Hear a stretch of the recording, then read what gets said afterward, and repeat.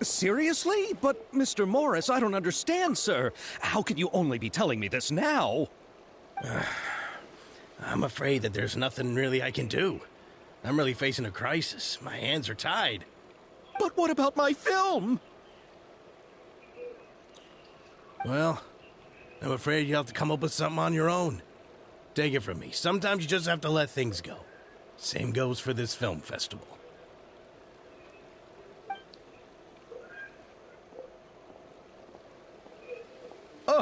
Oh. Hey, isn't that Xavier? So he's back in Fontaine now. Xavier! Oh, why, if it isn't the dear Traveler and Paimon. I really didn't expect to bump into you here at this time. Well, I was doing just fine until I received some terrible news just now. The investor I was working with for my upcoming film has fallen upon some hard times and is no longer able to provide the promised amount of funds. Can't you just find a different investor? Unfortunately, that's not how it works. We had signed an agreement specific to the Fontanalia Film Festival, stipulating that I cannot work with any other investors until the festival is finished.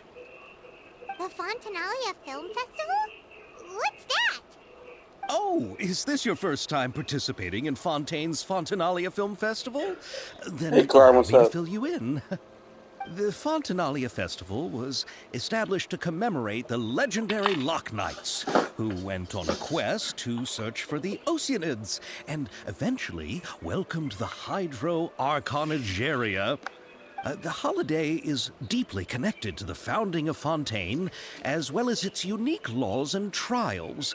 It's one of the most important festivals for this nation. But what's with that weird expression on your face? It's like you're trying really hard to remember something. I was just trying to recall the exact description from the books, in order to avoid any unnecessary arguments over semantics. I usually try to recite things straight from the source. Well, either way, Paimon thinks she gets it now. It's just like the Windbloom Festival in Mondstadt, and the Lantern Rite in Lille. Yes, those are festivals of a similar variety. Who doesn't like a good festival? And I just believe like so, those of DMC, yeah. other nations, Fontaine will hold a plethora of events around this time each year. What To level am I commemorate on the Loch Genshin? Knights, people will 60. imitate them by putting on special I've costumes, been 60 for a while. raising golden cups, and going door to door asking for pure water. But a few years ago, Lady Farina started to find the whole idea a little drab, and so decided to change the part about pure water to sweets. That really doesn't surprise Paimon at all. The whole thing seems more akin to a carnival now, and it's quite popular among the kids. Every year you can hear a bunch of them saying, "Trial or treat." Oh, that sounds pretty fun. But how does that connect back to the film festival you mentioned? Ah, yes, it appears I've strayed off topic. I just got too excited after seeing you. Let me get back to the point. The Fontanalia Film Festival is an event proposed by the Fontaine Film Association this year. Now that film technology has matured as a medium, it's the perfect time to introduce more people to the art form. During this time, people may submit films to be evaluated, and the entry with the highest score will be given the Farina Award by the association. The what award? The Farina Award. You know, after the Hydro Archon. They coined it while Lady Farina was still in power, but even though things have changed, no one has made any motion to update the name. Perhaps everyone still thinks of it as a pretty appropriate name. Even though she isn't the Hydro Archon any longer, Lady Farina is still Fontaine's superstar. Anyone with eyes can see the way she shines on the stage. Huh. Alright. Guess the name does work pretty well when you put it that way. Oh, but who would have guessed there'd be an issue with the funding? How will I ever explain this to Miss Chiori? Not to say all the other actors who traveled all the way here from Inazuma. Chiori? Sounds familiar. Where have we heard that name before? Yes, that's her. I asked her to oversee the event's art direction, including the design of the actors' costumes and appearances. Oh, Paimon remembers now! Navia said that her clothes were designed by Chiori, and Kirara's outfit too! How to describe her? Well, she tends to be pretty direct and can be very forceful when it comes to dealing with people. The fashion world in Fontaine has dubbed her the Thundering Seamstress. Her remarkable designs have led many Fontainians to become very interested in Inazuma. Anyway, Chiori is acquainted with all the actors I've invited from Inazuma. Without her help, I don't think I would have been able to get such an international cast for the film. She really is a kind soul. Who are the actors from Inazuma? Do we know them? Why don't the two of you accompany me to the Aquabus station to welcome them? Judging from the time, the Aquabus should be arriving shortly. Chiori will be waiting to meet me there as well.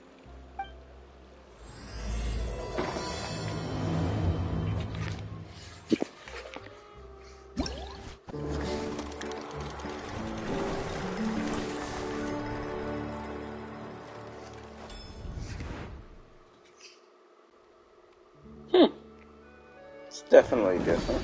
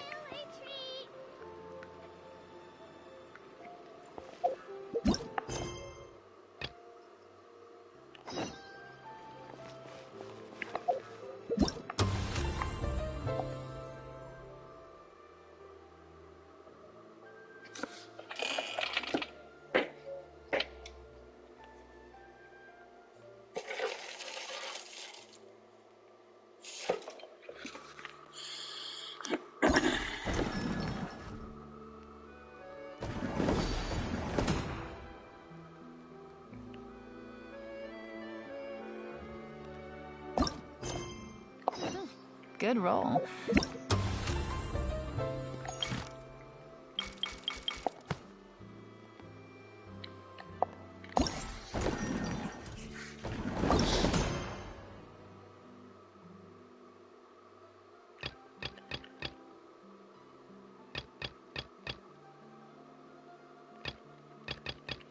Right, maybe I'll take one.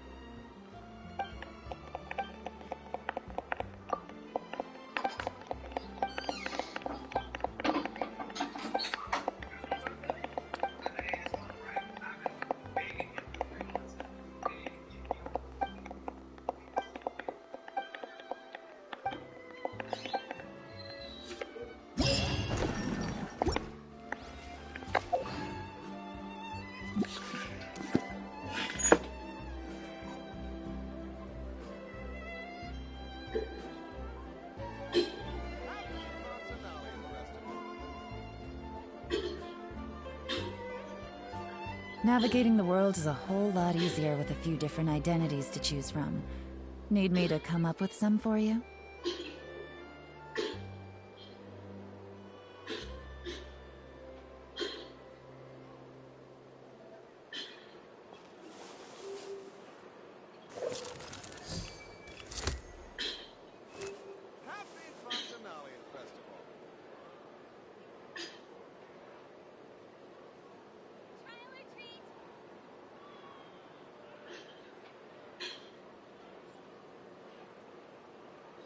I got a new letter from an informant. Looks like the situation has changed again.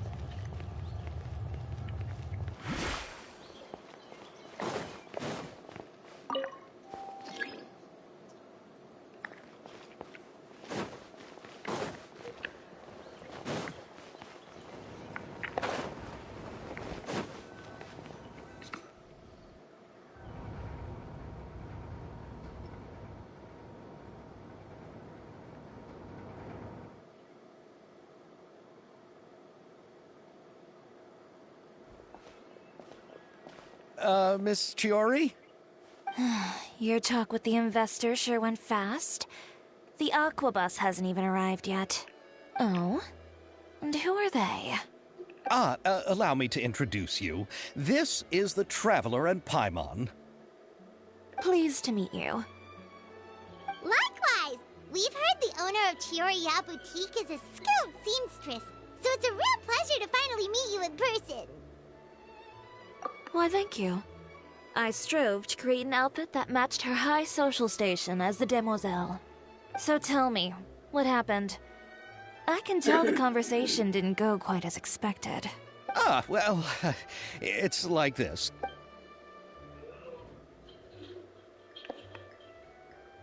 Ugh. I know, Chiori, you don't have to say it. You did remind me that this investor was a little bit sketchy. Yes, there's no doubt about that. But how could I pass it up? He offered me twice as much as the others. And therein lies the problem. Yes, but just put yourself in my shoes. After obtaining such an excellent script, it's only natural that I would want to make the most of the film. The budgets that the others had proposed were nowhere near enough. It's difficult to find someone willing to front such a large amount of mora, so... Don't be sad, Xavier. We might be able to help scrounge up some more together for you. Oh, thank you, Paimon. That means a lot to me. But the cost of the film is staggering. I'm afraid that any mora we can scrounge together in a short amount of time won't even be able to cover the actors' fees. We need to move on. What's happened has already happened, and there's no changing it. But now's not the time to give up. What? You're saying that you have a plan? No, that's not what I mean. I'm simply saying I wouldn't give up just yet. The actors I recommended aren't just after mora after all.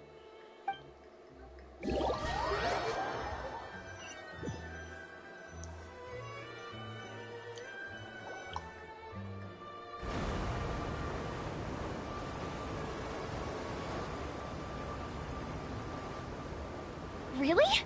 And where do you live? We Melusines live in Mercy Village. The only way to enter is from underwater.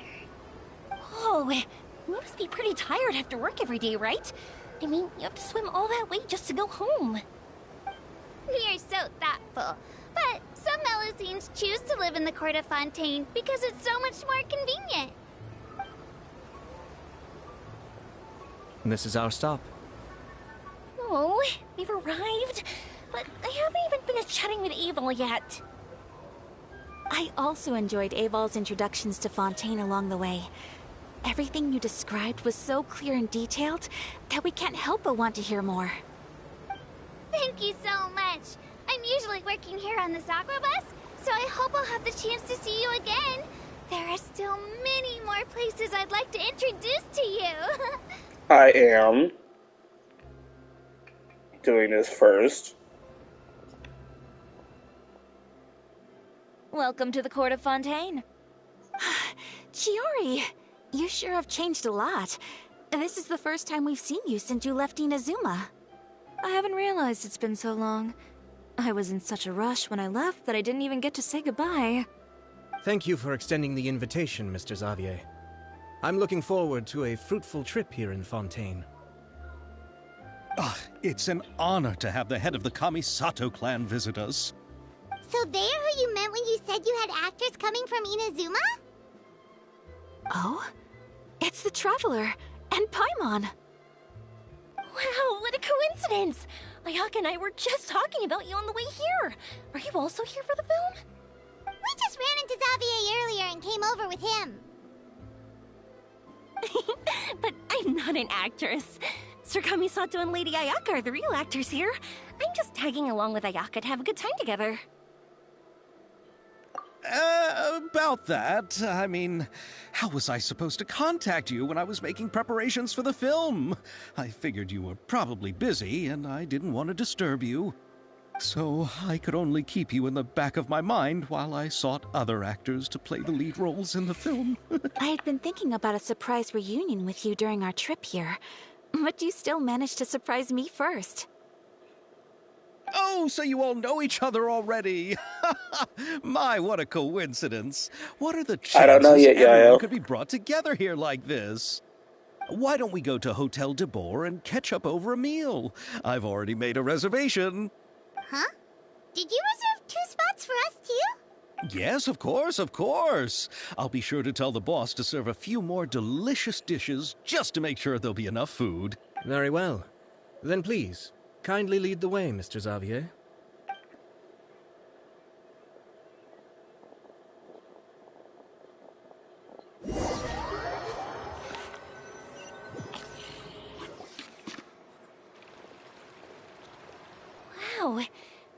in Fontaine are so tall.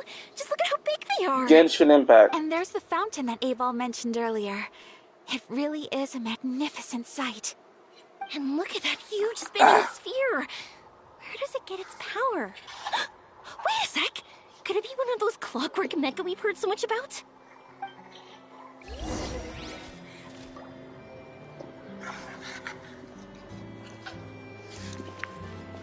Yeah.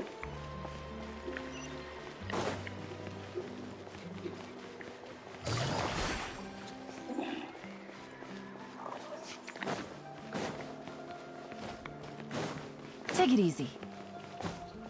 Cereal. Take it easy.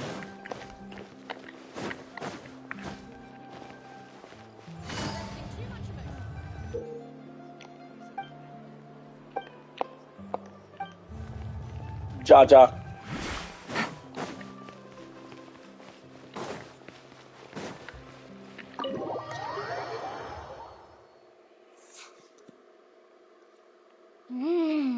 So this is what food from Fontaine is like. It sure is different from what we have in Inazuma. How should I describe it? It seems like you have to go through a lot more steps to make them. And the flavor has many layers too. Ah, yes. When I first went to Inazuma, I actually thought the food there tasted a little too bland. It took some time for me to get used to it. Let's get back to the purpose of this trip for a moment, shall we? How have preparations for the film been coming along, Mr. Xavier? Well, I've already assembled most of the film crew. A lighting specialist, a prop manager, and a costume designer. I've also bought the copyrights from the novel's author. Oh, it's called The Two Musketeers, right? I read the script you sent me on the way here. The story is pretty good. Originally, I was planning to start filming as soon as Sir Kamisato and Lady Ayaka arrived in Fontaine, but I'm afraid I've run into a bit of a problem. Oh? What is it? It has to do with the film's investor, Mr. Morris.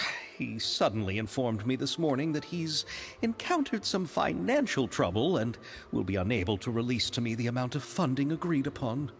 It's said that Fontaine's legal system is well developed. If he has violated the contract, then can't you simply take him to court over the matter? Well, I'm still more concerned about filming. Even if I were to take him to court, I'm afraid it would take months before the case could even be heard. Then, is there a way we could raise funds ourselves to solve the problem? I've considered that option too, but unfortunately, it's difficult to gather such a large amount of mora on such short notice. Besides, we have to consider the film festival's submission deadline. Mr. Xavier, if Ayaka and I were willing He to told me. perform for free, would that resolve the problem you are currently facing? What? No, out of the question. To have you come all this way just to act for free? Oh, no, that won't do. There's no need to worry, Mr. Xavier. My brother and I had actually intended to work for free after receiving your invitation. Inazuma has only recently reopened its borders, and needs to strengthen its relations and cultural ties with other nations. We didn't have many collaboration projects with Fontaine in the past, so we hoped this trip would serve as a good start for the future. Indeed. You could say that's the real reason why the Yashiro Commission agreed to come to Fontaine. I understand, but having you two act for free just doesn't seem right. Not at all. While we're officially here to conduct a cultural survey of sorts, we must express our sincerity if we want to establish formal cultural ties with your nation. This film will serve as proof of friendly cooperation and cultural exchange between Inazuma and Fontaine. It's my hope that the film can be finished and released as smoothly as possible. If you still don't feel comfortable with this arrangement, I would also be more than happy to be introduced to some other renowned individuals in Fontaine's literary and artistic circles. All right, I'll do as you say. Thank you so much. I'll make sure to cobble together enough mora now, even if it means selling my house, my camera, and every single family heirloom. Come on now, no need to go that far. I'll also help you out as a brand sponsor. Me too. Even though I didn't bring much more to spend on this trip, it's still better than nothing. You are too kind, all two. of you. I really don't know how to... Ew. All right, enough about that. Now that we have Xavier's savings, my support, and 2 leads who are willing to act for free, I think we will be able to make this happen. So, instead of Mora, you'll help with filming and production. Oh, but how can we help with that? We don't know much about making a film. All right, pull yourself together, Xavier. Tell us if there are still any open positions left among the crew. All right. Let me think. We still need a camera operator, a clapper loader, and someone to manage logistics. I originally wanted to personally serve as director, but I've been too busy working as the producer. So the positions of director and director's assistant will also need to be filled. Paimon knows what the director and the logistics support person do, but what's a clapper loader? The clapper loader is responsible for using the clapperboard to record and organize the information of each shot when the camera operator begins shooting. The work requires both patience and careful attention to detail. A clapperboard? Oh, you mean the thing they hold that goes clap whenever they start filming? Yes, that's right. Are you interested in that job? For sure! Paimon's always wanted to try that. All right, then you'll be our clapper loader. I can find someone from the store to help with logistics. What do you think, Xavier? Oh, fine by me. As for our camera operator, I was thinking of letting the Traveler take the role. Oh, she's great when it comes to using a camera. Paimon can't even count how many things we've taken photos of during our journey. Yes, that's also what I was thinking. I noticed the Traveler had an eye for photography and composition when we worked together previously. I'm sure that's due to the Traveler's journey across Teyvat and all the places they've seen. After so many adventures, using a camera must be second nature by now. What do you say, Traveler? Are you interested in the job? Thank you. It really means a lot to me. Come on, friend. Let me give you a big warm hug. So all that's left for us to find is a director and an assistant. Oh, me! I want to be the director's assistant. All we need to do is help the director, right? I can handle that. All right, then all we need is a director. Oh, all the well-known directors in Fontaine are probably also busy working on their own films these days. I'm not sure who will have time to help. Oh, Farina helped out a theater troupe recently by serving as an artistic consultant. She could be a good director, right? Besides, it's not like she has anything else to do right now. Farina? Do you really think Lady Farina would be willing to help us with our humble project? Isn't that the name of Fontaine's Hydro Archon? My brother has already informed me about what happened here in Fontaine. Yep, that's her. She helped out a theater troupe not too long ago, and now she's taking up work as a director. Well, I saw that musical. Her performance was perfect, and the storyboards were also excellent. Don't let her former identity intimidate you. She's the best candidate we can think of right now. You'll never know until you give her a shot. Fine. You're right, Shiori. I'll do anything for the sake of my film. Anything! Then I'll have to ask the Traveler and Paimon to show me the way to Lady Farina's residence. I just hope she'll agree to help. Do you need us to also come along? No, there's no need to trouble you with this. Besides, you've just arrived in Fontaine, and I'm sure there are many places you would like to visit. Just leave this task to me. It's part of my duties as the producer. Very well. Then we'll be waiting to hear the good news. I'll go with you.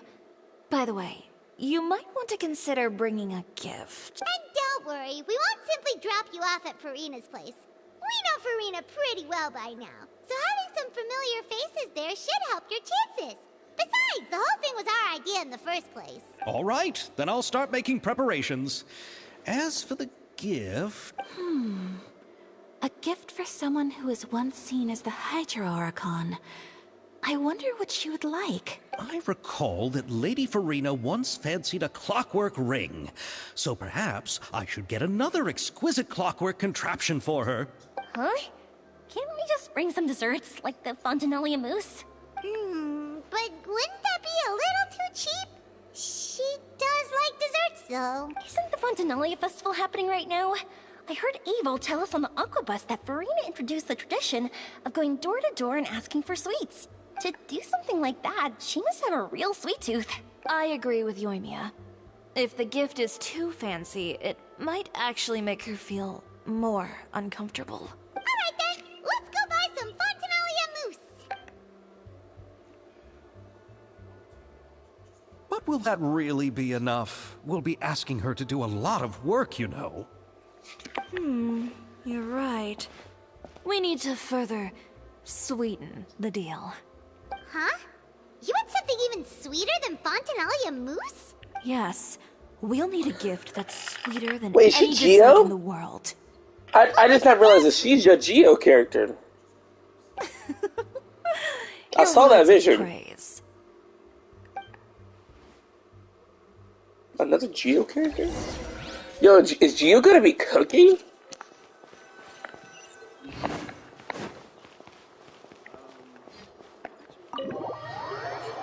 Ooh, it's cold.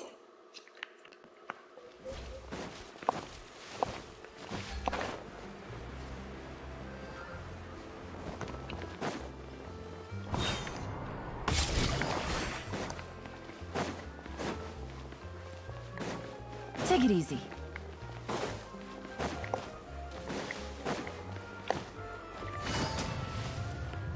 No, I don't. Right here! This is where Farina lives. Okay, I'll go knock on the door. Yeah, that is Geo. Okay.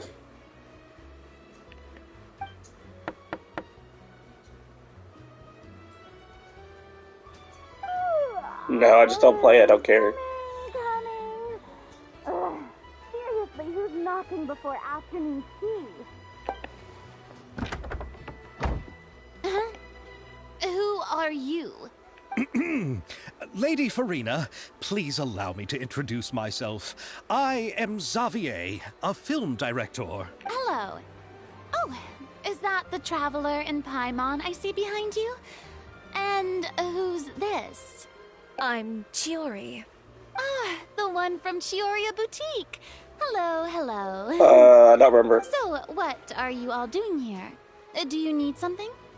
Did you just get up, Farina? It's already past noon, you know. Huh? Oh, Paimon means the weather is so nice in the afternoon and the sun is so warm. Just like how you make us feel. Sleeping in late is a really smart idea. No. I was just up late last night reading some novels. What does sleeping in have to do with the weather? This is a small gift we've prepared for you, Lady Farina. We hope you like it. No need to be so formal. I'm just a regular person like everyone else now. Oh, is this Fontinalia mousse? It's one of my favorites. That's great!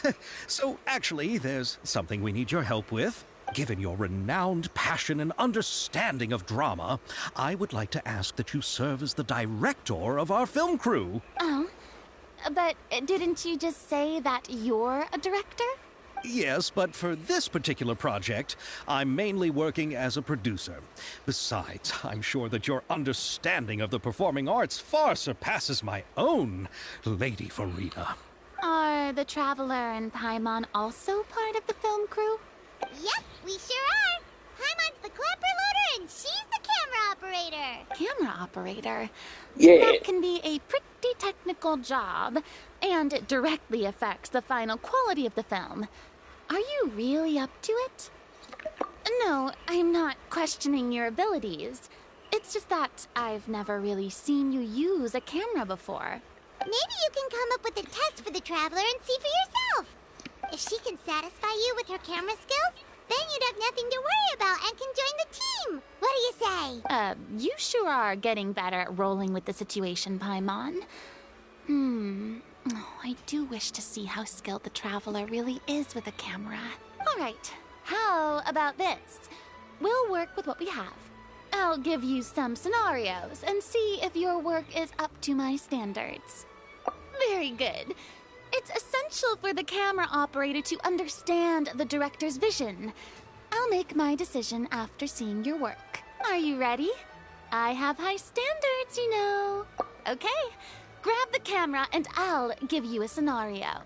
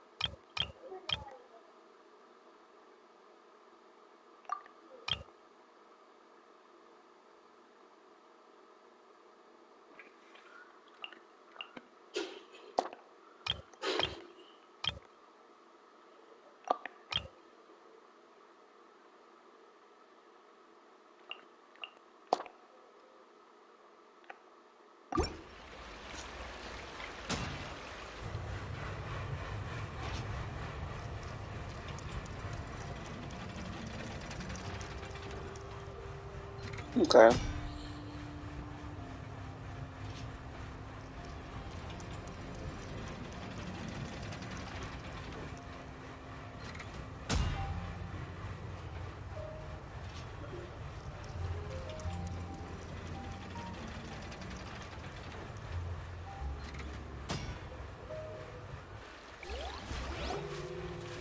Oh, it appears that you have more skill than I thought. All the shots had a great composition, and I could really feel a connection to the characters and their lines. Yeah! Does that mean you agree to be our director, Farina? Did you think I would agree just like that? After our performance of The Little Oceanid, I've begun to make a name for myself again, you know. In fact, I've already had several troops approach me for the Fontanalia Film Festival. Unfortunately, the scripts were all pretty boring and didn't pique my interest. If others were to find out I agreed to work with you so easily, then, well... Hey, but didn't we have a deal? What else do we need to do to convince you, Farina? Well, what about the pay? Huh? You know, how much you're willing to pay me to be the director? The pay is also an important factor for me to consider, you know. Well, I can offer you this much? What? That's all? If Nervulat were to hear of this, he could charge you with underpaying your labor. I'm sorry, but our crew is in a tight financial spot at the moment. I see. Well, even though it's highly unlikely now that I'll join your crew, there's still something I'd like to ask. Exactly what film are you planning to make? Oh, our script is an adaptation of The Two Musketeers. Huh? Wait, you mean the suspense thriller novel that was a #1 bestseller? Oh, so Hello, Farina's Jackson. read it too. Of course I read it. I've always had a keen interest in artistic works that strike a chord with the populace. I see. It all makes sense now. You must have used most of the budget to pay for the copyright. Not really. The novel's author transferred the copyright to me practically for free once he heard that I wanted to make a film adaptation of the story. The lack of budget is due to another issue. He probably just wants to get his name out there. So, Mora isn't the most important thing to him right now. It reminds me of a delivery courier who wears one of my designs while traveling all Genshin across Tibet. Impact. I didn't charge her much for the outfit either. The exposure she provides for my brand is well worth it. So, are you a big fan of this story, Farina? Well, it's alright. The pacing of the story is good, but the character relationships could use some work. When I was reading it before, I always felt like some things were left on a rather unsatisfactory note. I have high standards, you know. Ahem, Mr. Xavier, if, hypothetically speaking, I agree to be the director, how much freedom would I have in terms of script revisions and creative interpretation?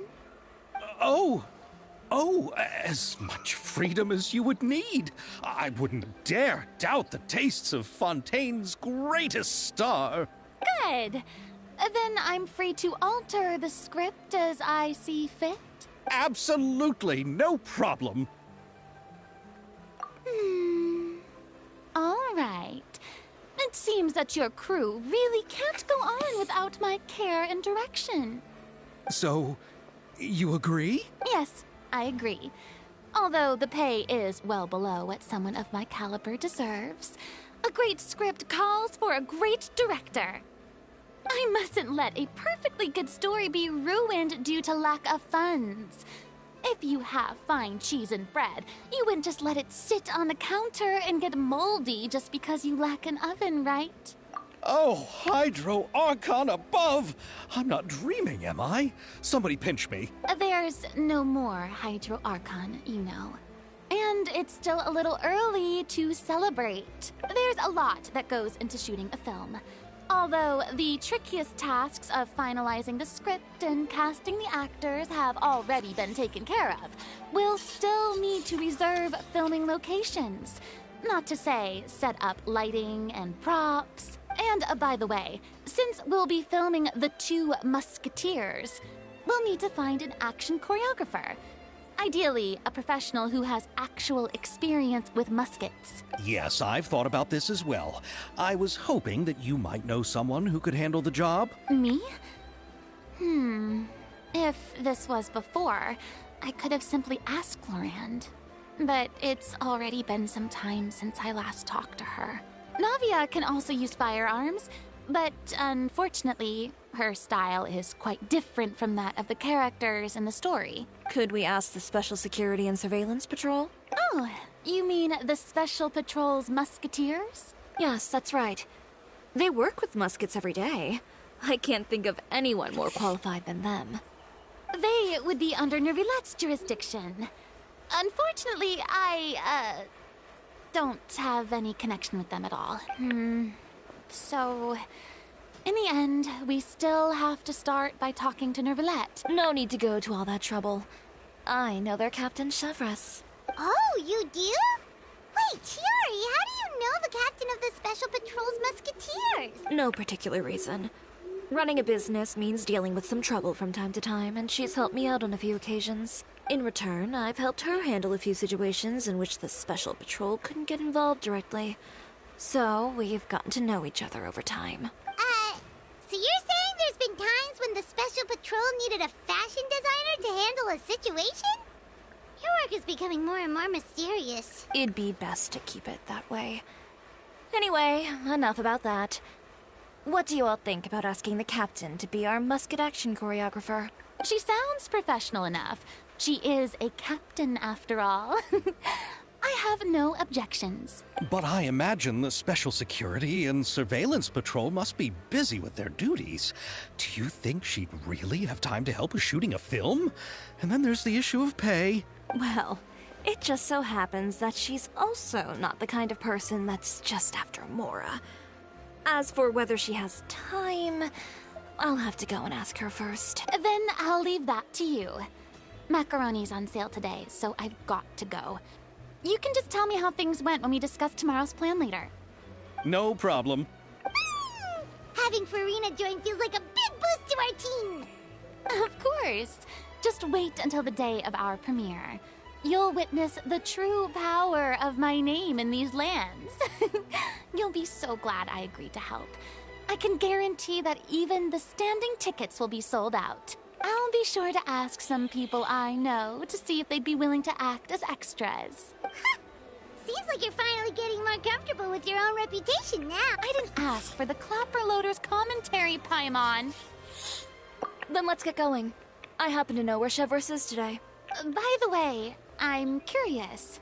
If my pay is so low, then what about our two lead actors? Didn't they travel here all the way from Inazuma? Actually, they told us that they see the trip as part of a cultural exchange, so they didn't ask for any pay. What? So is every person into that who doesn't want money gathered here to shoot this film? Don't tell me Chiori isn't being paid either. I already knew Xavier from before, and he's also agreed to give my brand some good exposure. It seems the gods have really smiled upon you, Xavier. And that certainly doesn't include me, mind you.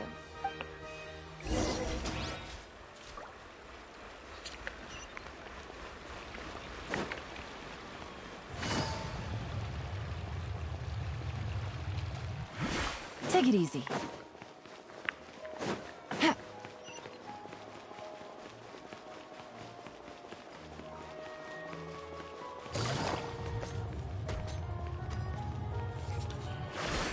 Take it easy.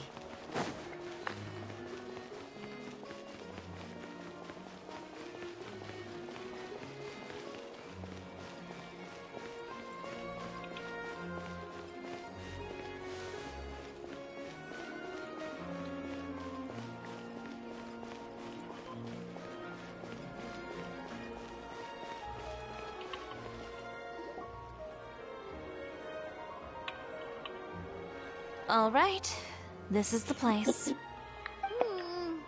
But where's the captain? There's hardly anyone around here. She's over there. The one with an eye patch reading in front of the newsstand.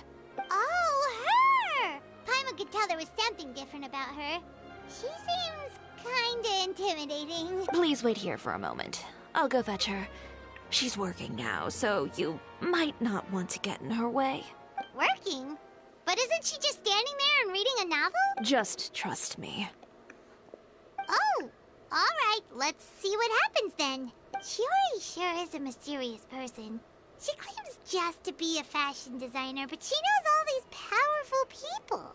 The court of Fontaine isn't particularly tolerant of visitors from overseas, so it isn't easy for a foreigner to promote their brand here.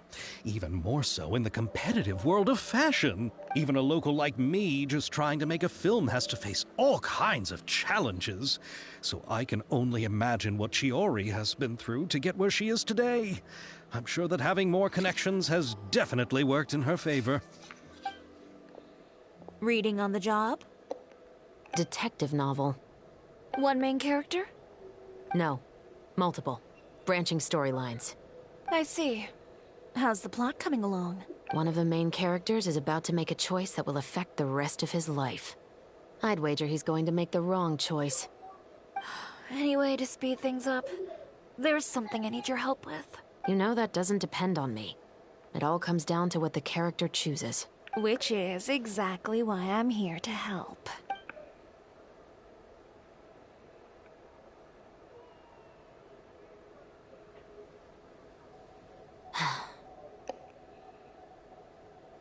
All right. It appears he made the wrong choice in the end. Halt! Huh? What's going on? Hand over whatever you're holding. Oh, it's just a book. I didn't buy anything else. Then I'm sure you wouldn't mind letting me have a look.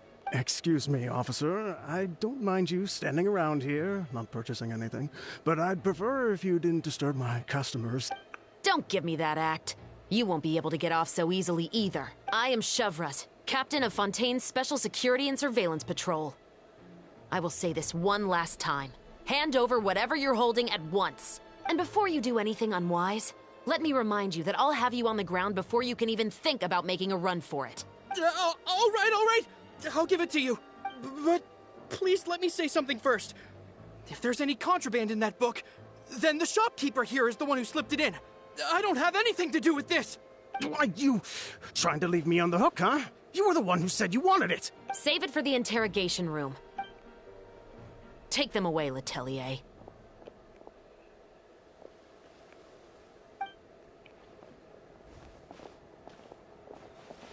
What's going on here? One second you're reading a book and the next you're escorting people away! And who are...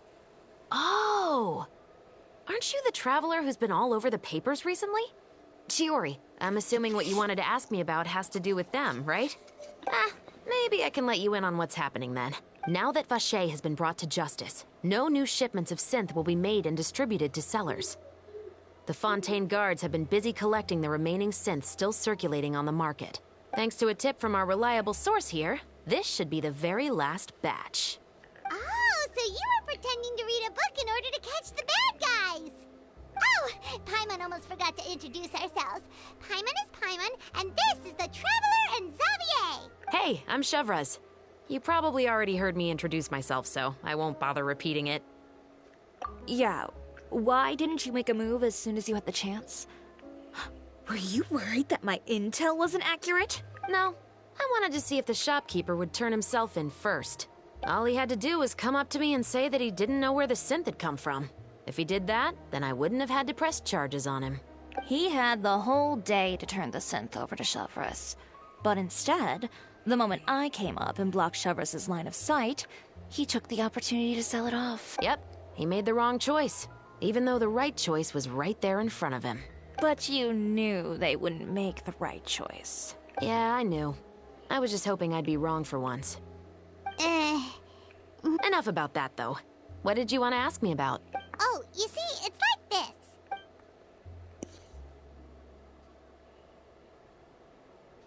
The Two Musketeers. You certainly have a good eye for a story. So what do you need me to do? Just be the action choreographer for the actors? Yes, that's right. I want to make sure we get all the details right. However, I'm afraid this work will require a bit of your time, since you'll have to be present whenever we're filming. Also, as for the pay... No need to say any more. I'll join. Huh? Just like that? Really? You're willing to help us with our humble film project? Sure, it's no big deal. As I said, we've wrapped up our investigation here, so I don't have any other tasks on my plate for the moment. Besides, I personally really like this novel. I even have the collector's edition at home. Stories where justice prevails over evil never get old for me. Then we've got a deal? Yes, I'll see you on set tomorrow. Oh my! I can hardly believe it! I should tell Lady Farina immediately. Oh, and I must tell the prop manager and lighting technician to get everything ready. We start filming tomorrow! Calm down, Xavier. The film is going to take more than just a day to finish. Still, I should also head back now and start preparing the actors' costumes and makeup. Alright, guess that's it for today then. Traveler, Paimon, please stay for a moment. I have something to tell you. Then I'll take Xavier back. Poor thing. He's so excited that he can't even walk straight anymore. I don't want to spend our first day fishing our producer out of the fountain. Yep, see you tomorrow.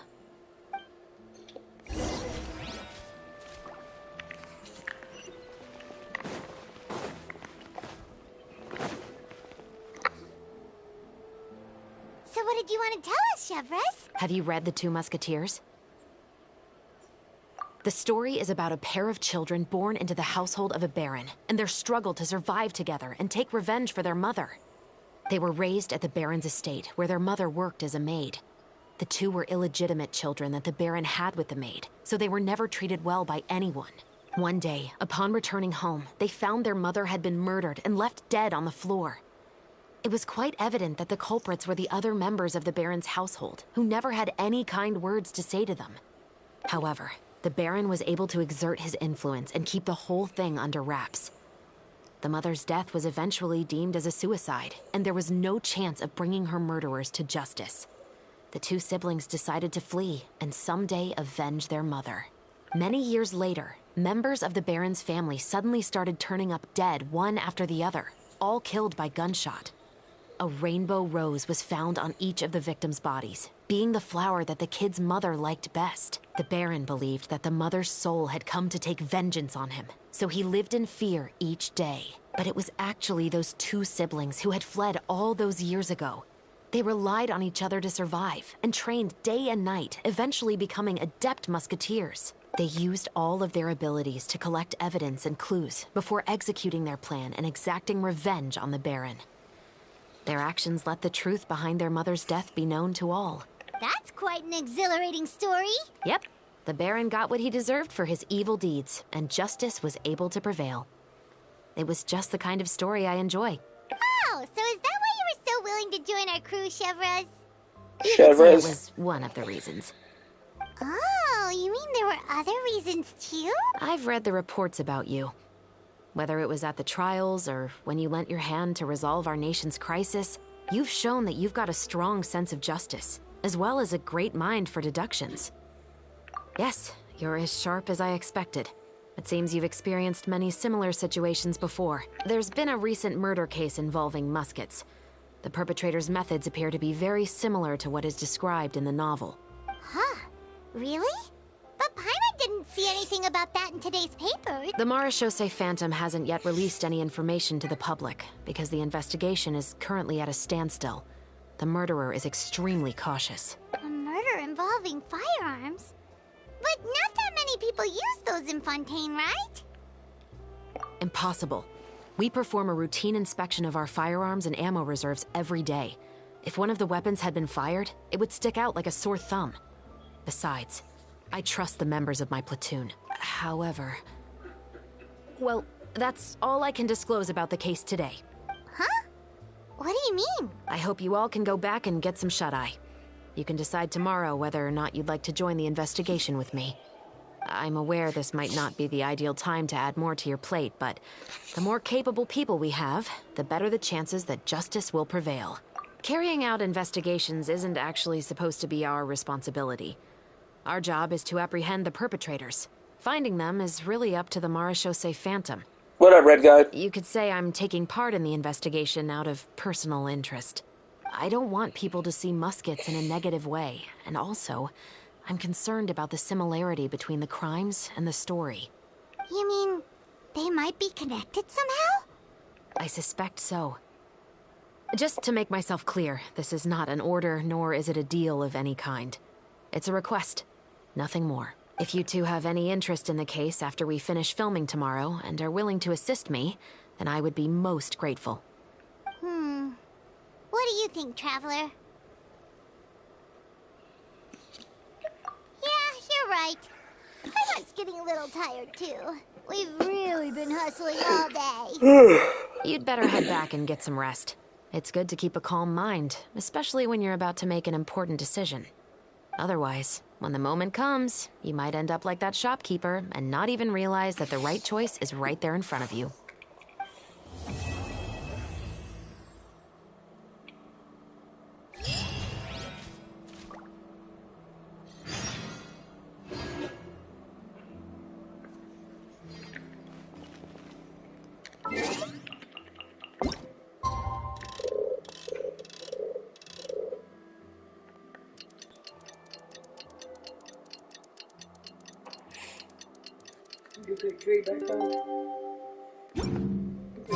It's finally time to meet up with everyone. Paimon even dreamt of making the film last night. If Paimon remembers right, we're meeting at Hotel de Boer. Let's get going.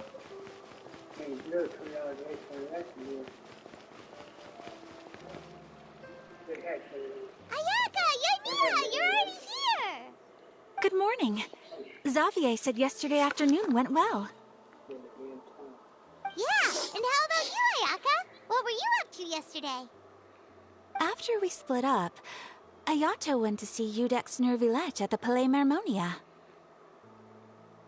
I was originally thinking of going with him, but he said he could manage it himself.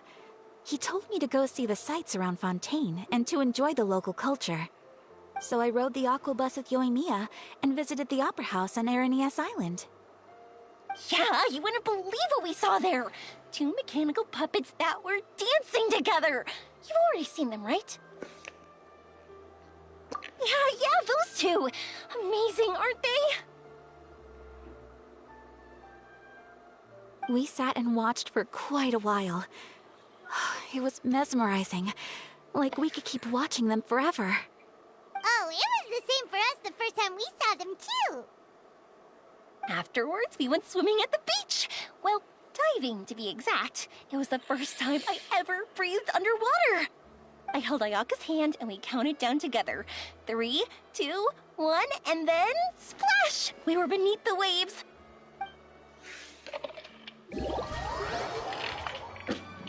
What's up, M4? How you doing? At first, I didn't dare to open my mouth. But once I couldn't hold my breath any longer, I decided to take a big breath in. Turns out the water wasn't as salty as I imagined. It didn't really taste like anything at all. Before I knew it, I was breathing like normal down there. It was an amazing feeling. Ayaka said I was too nervous and needed to loosen my grip. She got used to everything way faster than I did. We're doing pretty good. Doing pretty good. I knew that the Traveler could do it, so I had no doubt we could do it too. That helped me feel at ease as soon as we dove in. The underwater world in Fontaine truly is beautiful. I love seeing the Romaritime flowers blossoming underwater, like little candles lighting up the streets at night. Yeah, and there were so many creatures that we've never seen in Inazuma. Yeah, I hit 2K last night in my fish sleep. that shimmer like a sword blade. Whoosh! Oh, and those big fish that call when they see people. Ooh. Oh, you mean Hunter's Rays and Blubber Beasts. I just love the name Blubber Beast. Just wait till Pops and the others hear about this. They probably won't believe a word I say.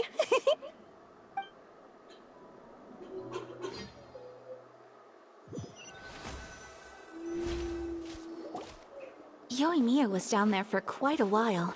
It was dark before we finally rode the aqua bus back to the city. I figured she'd want to sleep in today. Yeah, even I was worried that I wouldn't be able to get up.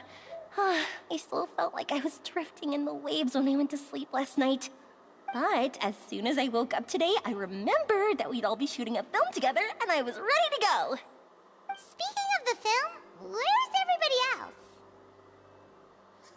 My brother and Xavier were speaking to the restaurant owner about using the place as a filming location. They should be here soon. As for the others, We're here. Please excuse my tardiness. I just finished the Special Patrol's 6-mile morning jog. Wait, 6 miles? I'm so tired. I heard you all chatting, so I decided to come down. I sure could use some of that endless energy everyone else has. Good morning, everyone. Boarding. Can someone fetch me a cup of coffee? More milk, hold the sugar. Sure. I'd be happy to do that for you. No, you can't go anywhere. Please, have a seat over here so I can get started on your makeup. The last thing I want is coffee stains on my costumes. I can get the coffee. It's the perfect job for an assistant.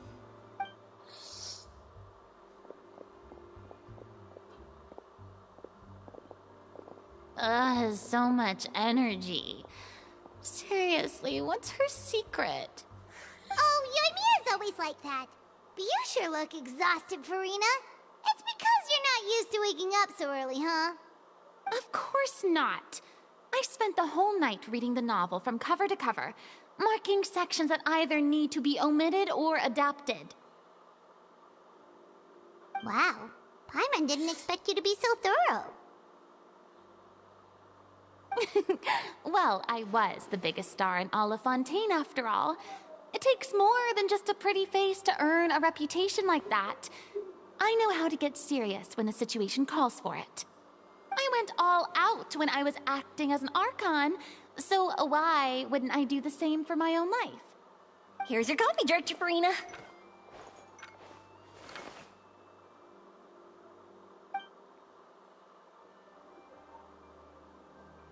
Oh, thank you.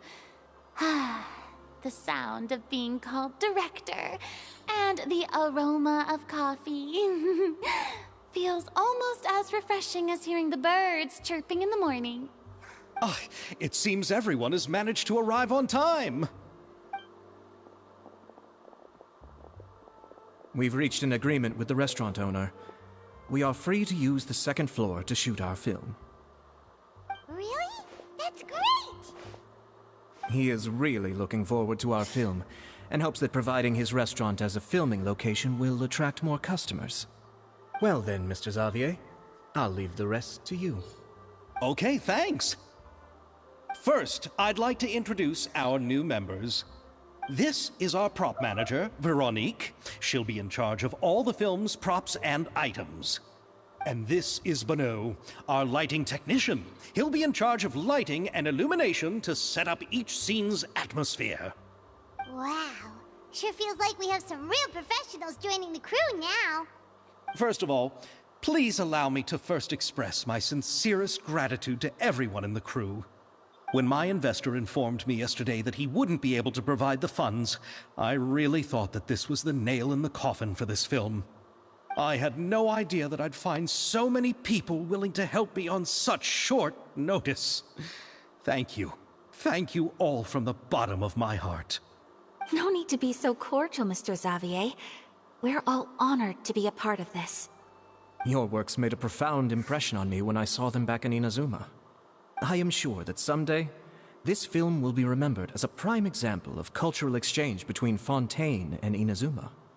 Yes, the story is the reason I agreed to join. I can't bear to even imagine what this film would look like without the very best director.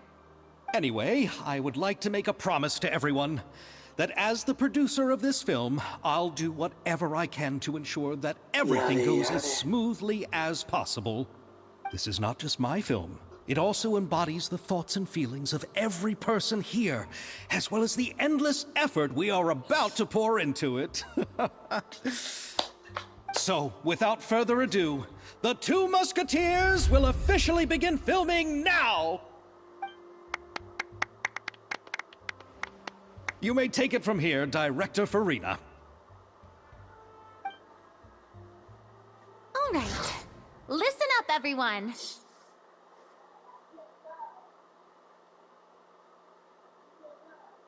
The first scene takes place when the two young musketeers are living at the Baron's home, still unaware of all that is about to happen to them. We'll need props and lighting to set the scene. Our lead actors can go get their makeup done, and extras, please take this time to go over your positions. Whoa. Seems Farina's really kicking things into gear as the director. Is everyone clear? I don't want anyone traipsing around the set like umbrella finches. All right, cameras will start rolling as soon as the set is ready. Let's make a film that'll make some serious waves in Fontaine. Not the kind of waves that drown people. I mean, the good kind of waves. Seems like she's still a bit traumatized by that. Anyway, let's go see if there's anything we can do to help.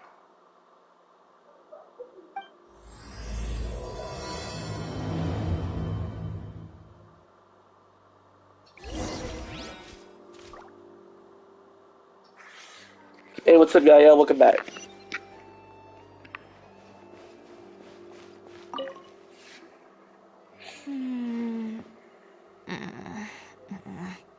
Ayaka has mentioned you to me before. She said that you two were great friends when you were kids. No talking. I'm thinking about how to do your eyeshadow. Ah, yes. To help me really look the part. To achieve a It's all more good, man. young and naive look for this scene. Are you saying the wrinkles around my eyes are too deep? You just have too much of a calculating look in your eyes. You sure don't mince your words. It seems you really haven't changed much. Quiet.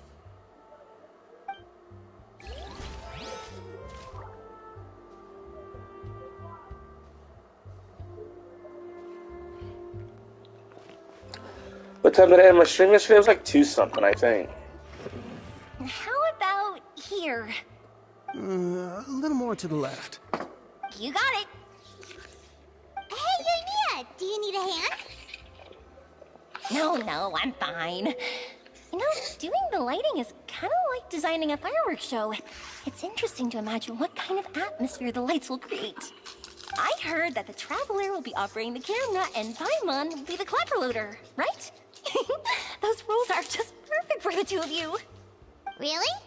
Is that because it'll be easy for Paimon to hold the clapperboard while flying? Well, sure, there's that, but that's not exactly what I meant. I just think that after all your journeys together, you two must have developed a super close bond and just naturally know how to work with each other.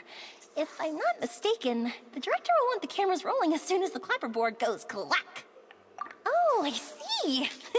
It's amazing to see the magic behind filmmaking. Yoimiya, we need lights over there, too. Oh, on it! I've got to get back to work. Chat with you later. Oh, it's exciting to see so many people working together to bring the film to life.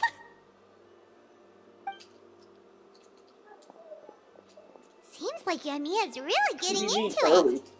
But she was right. I fall asleep at like 3 in the morning. Close by, Oh, that's not early. don't we? Paimon's really happy to hear that.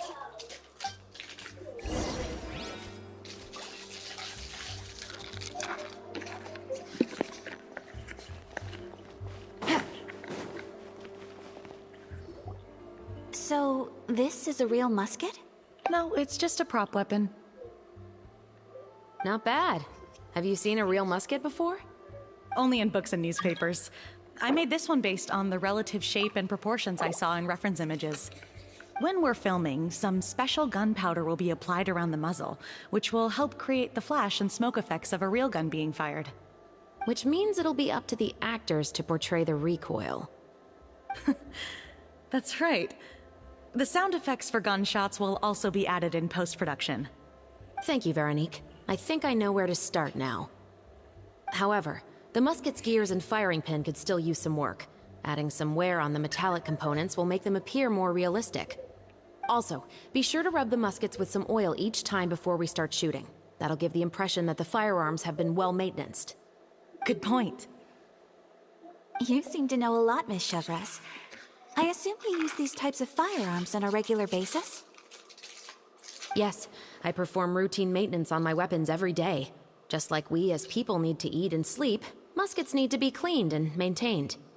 I also perform similar care for my sword every day, and familiarize myself with its shape and weight, to the point where it feels like a natural extension of my body. Yes. This way, our weapons will never betray us in the heat of battle. Yes, well said. It seems we have the same philosophy on this topic.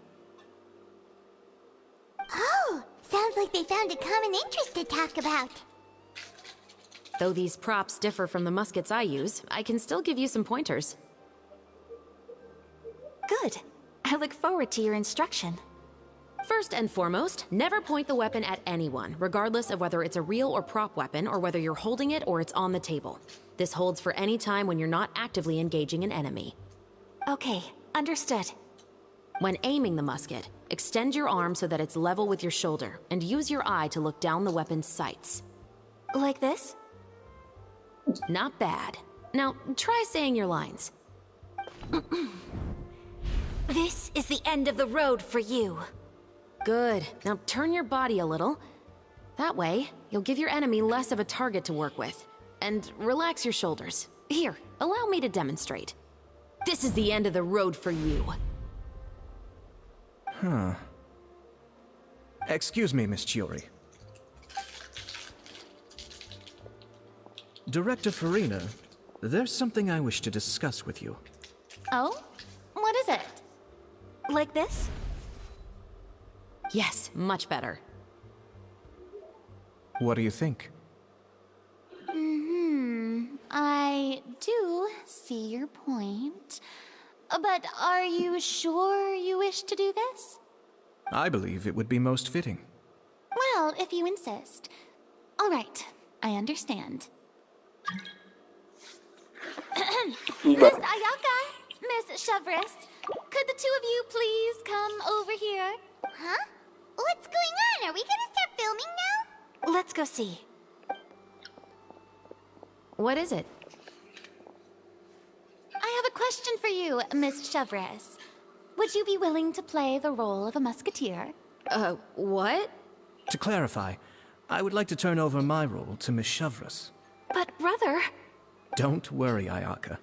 I actually view this as a good thing. I was becoming troubled trying to set aside some time to speak to the staff at the Palais Mermonia. I would like to have some conversations about the cultural exchange between our two countries, and I've heard that the bureaucratic process here can get rather complicated. Now, I will be able to focus on my work. Besides, you also know that I'm not really one for public performances. Are you really sure? From a director's point of view, I also felt like the relationship between the two musketeers in the original story could be improved. The older brother in the story plays the lead role with his overbearing character, but this causes his character to overshadow that of his sister, and the theme of the two supporting and relying on each other isn't conveyed very well. But if we were to change the siblings to two sisters of a similar age, then that aspect of the story might come through more clearly. Also, I've seen you instructing Ayaka. That cold and dignified personality is exactly what we need for the older musketeer. Of course, even with all these insights, the decision should still be made by Miss Chevres. Chevres mentioned that she really likes the story, right? Paimon bets that she'll take the role. All right, I'll take the role. Good. It's decided then. I'll get started on making edits to the script. We'll also need to make some immediate adjustments to the lighting, props, and costumes. I have a feeling that our adaptation will be even better than the original story. You're doing a great favor for me, Miss Chevres. You have my gratitude. Don't mention it. I like this character, so if anything, I should be the one thanking you. Well, since my brother is the one who brought up the idea, I suppose there's no need to worry. Let's go, Miss Chevres. I look forward to working with you. Please, just call me Chevres.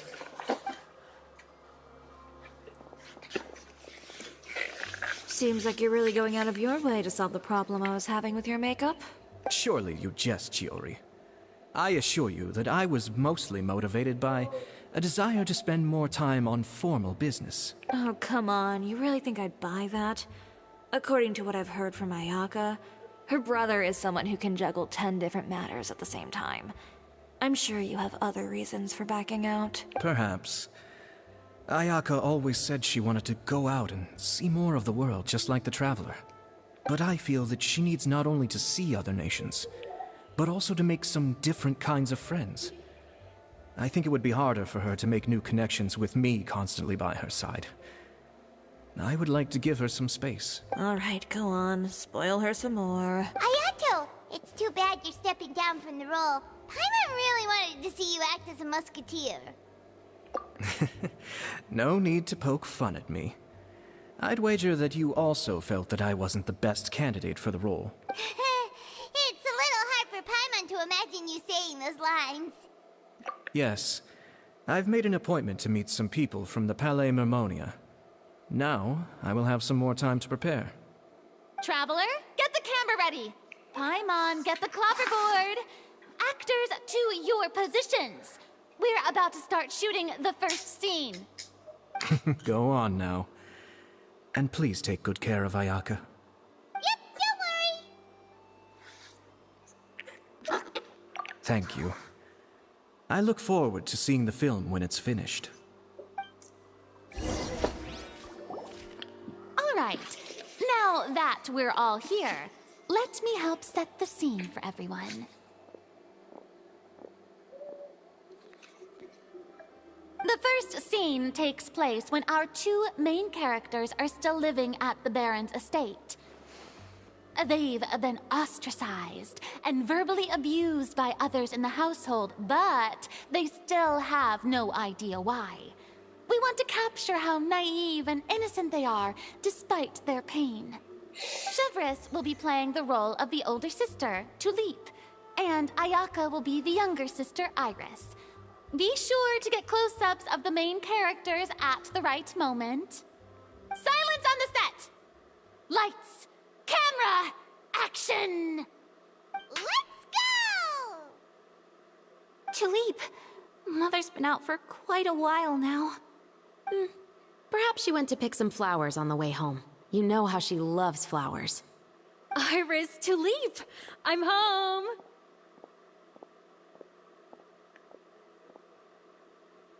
Mother! You were out for so long, we were beginning to worry about you. Oh, I'm sorry, but I'm back now, safe and sound. Here, I brought your favorite treat, apple turnovers. Mother, what are those bruises on your hand?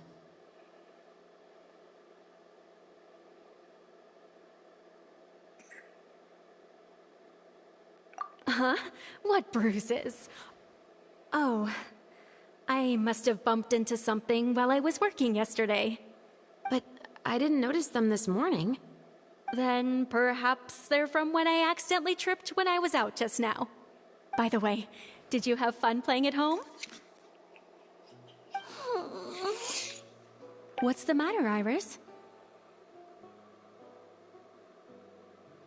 Well, we've realized that no one really wants to play with us. They even took Iris's doll and spat at us. And they even called us names. They said we were... Shh. It's all right. Don't worry. Girls, listen to me.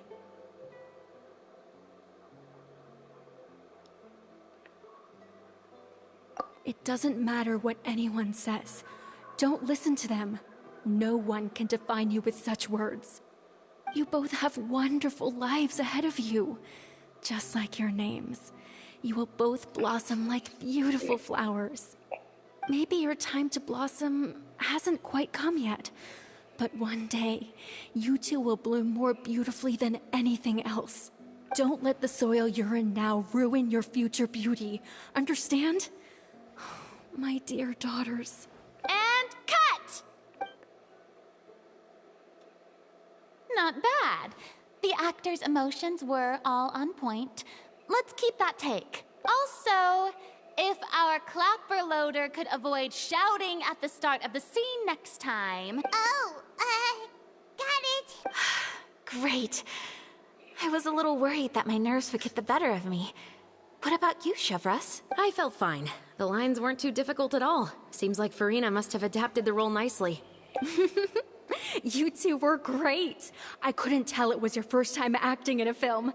You should have more confidence. Thank you for your encouragement. Positions, everyone! We'll move on to the next scene after we try a few more camera angles.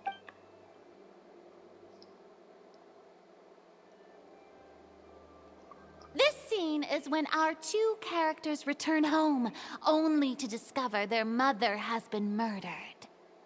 Ready? Lights! Camera! Action! Mother, we're back. Mother?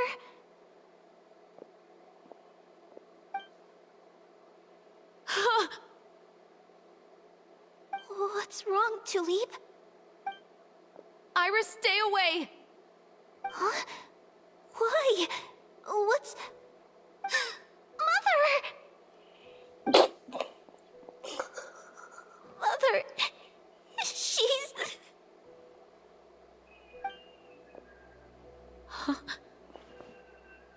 There's poison in this cup. Huh? I could have sworn I've seen this kind of cup before. Those aristocrats. They didn't even try to cover up their actions!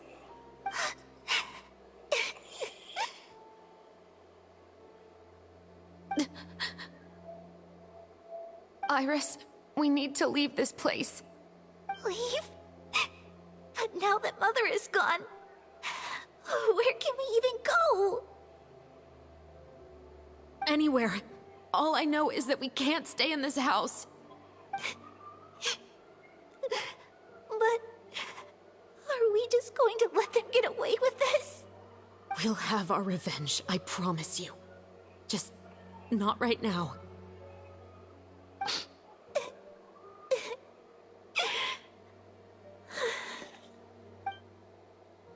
Come on, let's go. No, wait. We can't just leave Mother here like this. At least let me leave this rose with her. That's why we went out in the first place. To buy her this flower. All right. Goodbye, Mother. We'll avenge you. Someday. And cut! Beautiful! Great performance! Oh my, you're so amazing, Ayaka! And were those real tears I saw? How did you do it? I was surprised too. Thank you for the kind compliments. Actually, as soon as Director Farina said action, I told myself not to think about anything. I just felt the weight of the moment and became the character. It's quite similar to practicing the art of the sword. You clear your mind and focus only on what's happening in front of you. Ayaka's performance was amazing. Have I discovered an acting prodigy?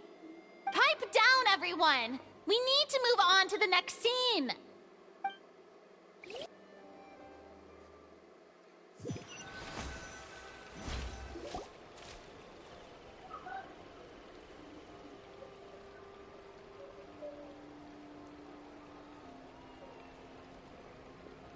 Huh?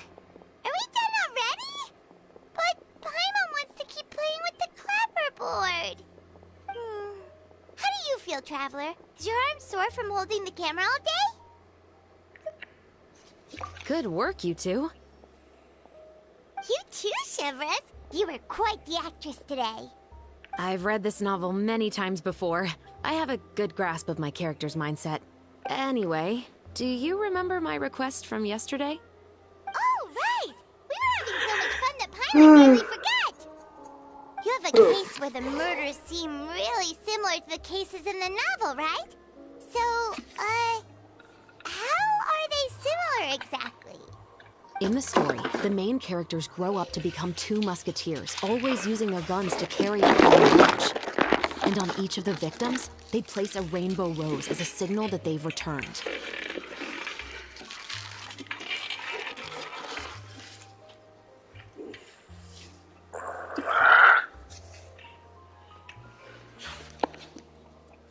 Yes, that's correct. We found rainbow roses just like in the novel.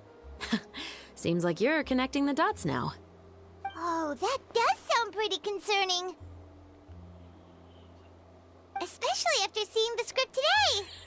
Oh, now Paimon can't stop wondering what kind of ulterior motive the murderer might have. What do you think, Traveler? You're smart. Paimon wants to hear your thoughts.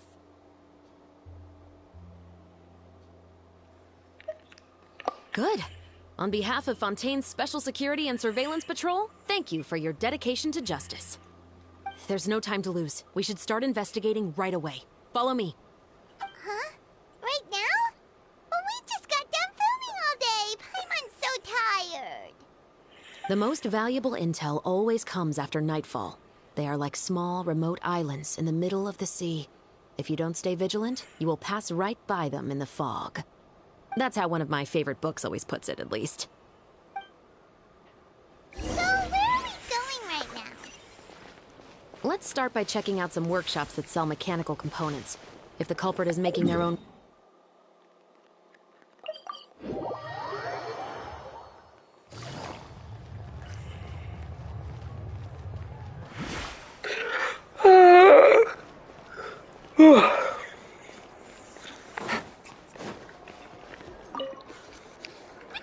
Welcome to Le Show's Clockwork Workshop. How can I help you? Hello. I'd like to know if anyone has purchased some special components lately. Special components? Sorry, could you be more specific? I mean the kind of components that aren't typically used for clockwork toys, but for firearms. Huh? For firearms? No, we don't sell those sort of things here. Don't misunderstand. I'm not here to cause any trouble. We are merely investigating a case, and we're hoping that you could cooperate. Well, to be completely honest, I'm not even sure what kind of components that would entail.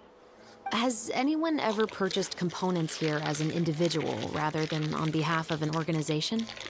We have a lot of customers who buy toys, but those who buy components are all regular customers who buy in bulk on behalf of their organization. Is that so? I understand. Thank you for your cooperation. You're welcome. It's the least I can do.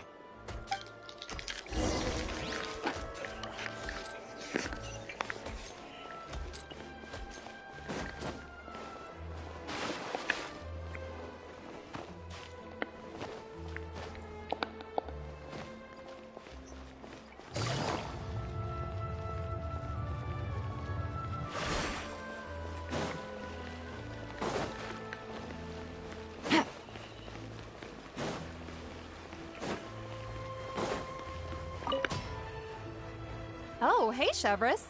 Run out of oil for your musket again? Hello, Estelle. I want to know if anyone has come to your shop recently to order some firearm components.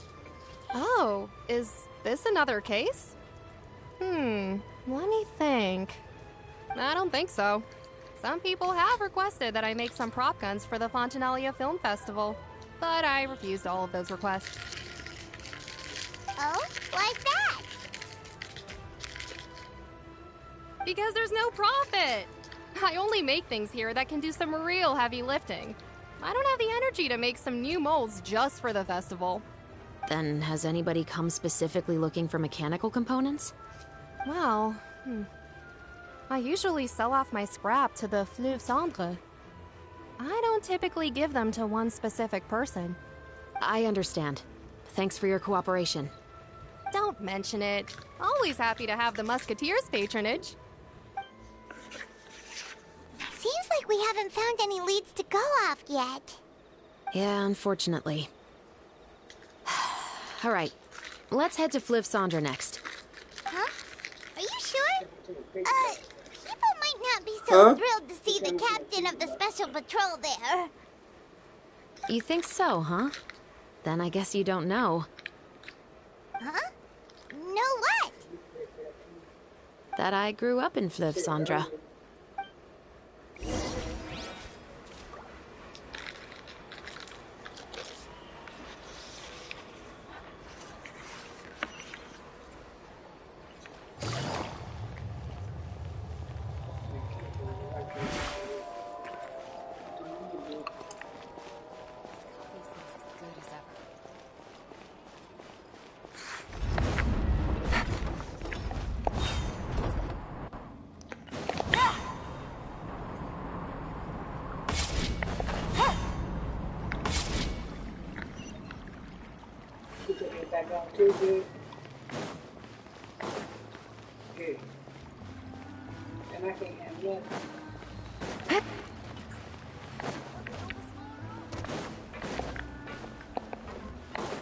Take it easy. Hello, I'd like to ask some questions. I don't know anything. Don't worry, I'm not here to arrest anybody. You say that now. It's the truth. Here, take this as my guarantee. Wait, did Paimon just see what she thinks she saw? Is the captain of the special patrol bribing a citizen? Seems you're different from the other guards. What do you want to know? Have you heard anything related to Muskets in Fleuve Cendre lately? Anything at all? Muskets, huh? All I know is that about 2 weeks ago, we started hearing some loud noises at night. What's wrong, Tino? So loud that it's been waking me up. Were they gunshots?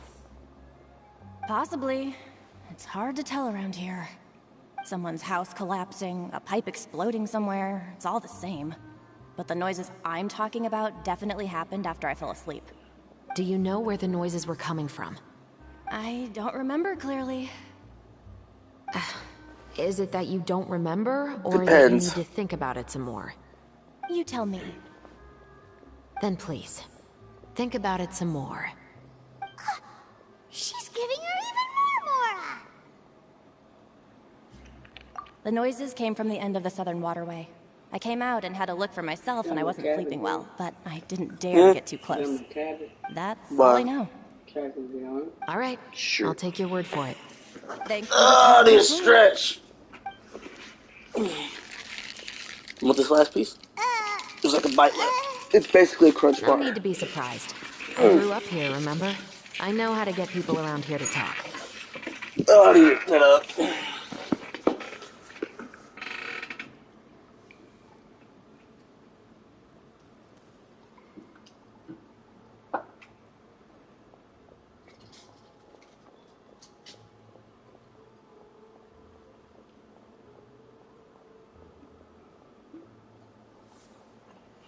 I think it's at like 90. Seems you catch on pretty quick. Now then, let's keep going.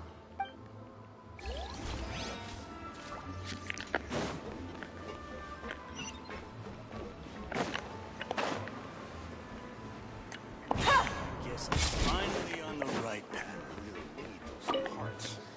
What's taking him so long? It's been a while, Tetro. Please, just get on with your request. I want to know if you've heard anybody talking about muskets lately. Information isn't free, you know. I've heard that bandits have been extremely active in the countryside recently, and they've been affecting the delivery of goods to Poisson. I can allocate some more manpower to help out with that problem. What do you say? You're still as helpful as ever. One of our men got drunk at dinner about a month ago and lost his gun. 3 days later, it turned up in the corner here.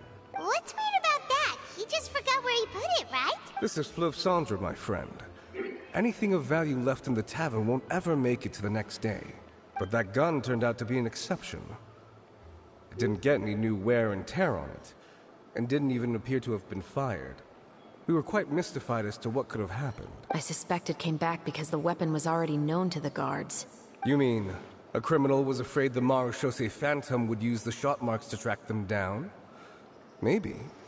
But if that's the case, the culprit really took great care to avoid getting caught. I didn't say anything about a criminal. In Fleuve Cendre, knowing who was killed is as easy as knowing what clothes you're wearing today. It's the guy living in the east side, isn't it? I've never liked him. Every time he's here, he just orders a drink and sits there with a nasty look in his eyes. So, who was the one who lost the gun in the first place? Don't bother. Even if you ask, he wouldn't admit to owning a gun to some strangers. He's right. Why is it upside down? I know you grew up here, Shaw. It just moved. Even though you're on good terms with the Spina, you've still been gone too long. Not many people know you here now, and a lot of people don't like the Special Patrol. I know. So take my advice and don't show your face too much around here. It's for your own safety. I'll come and go as I please. And I'm afraid I'll be appearing more often due to my work. All right. Don't say I didn't warn you.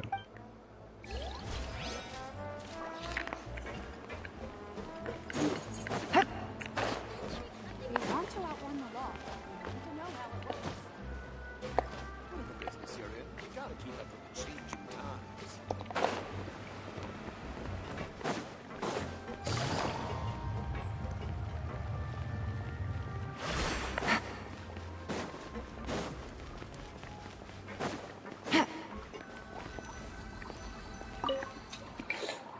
What's all this? Some broken planks and barrels, as well as some liquor bottles? Yes, but have a closer look, Paimon. Even though somebody has purposefully tried to clean them up, these are obviously marks from musket bullets. In other words, someone was here trying to improve their shot. They were using the barrels and bottles for target practice. Could it have been the killer? Your guess is as good as mine. Although many people at Fleuve Cendre own guns, few hide the fact from others. And even fewer would go to such lengths to hide markings from practice shots. Anyway, let's go. There might be more to this.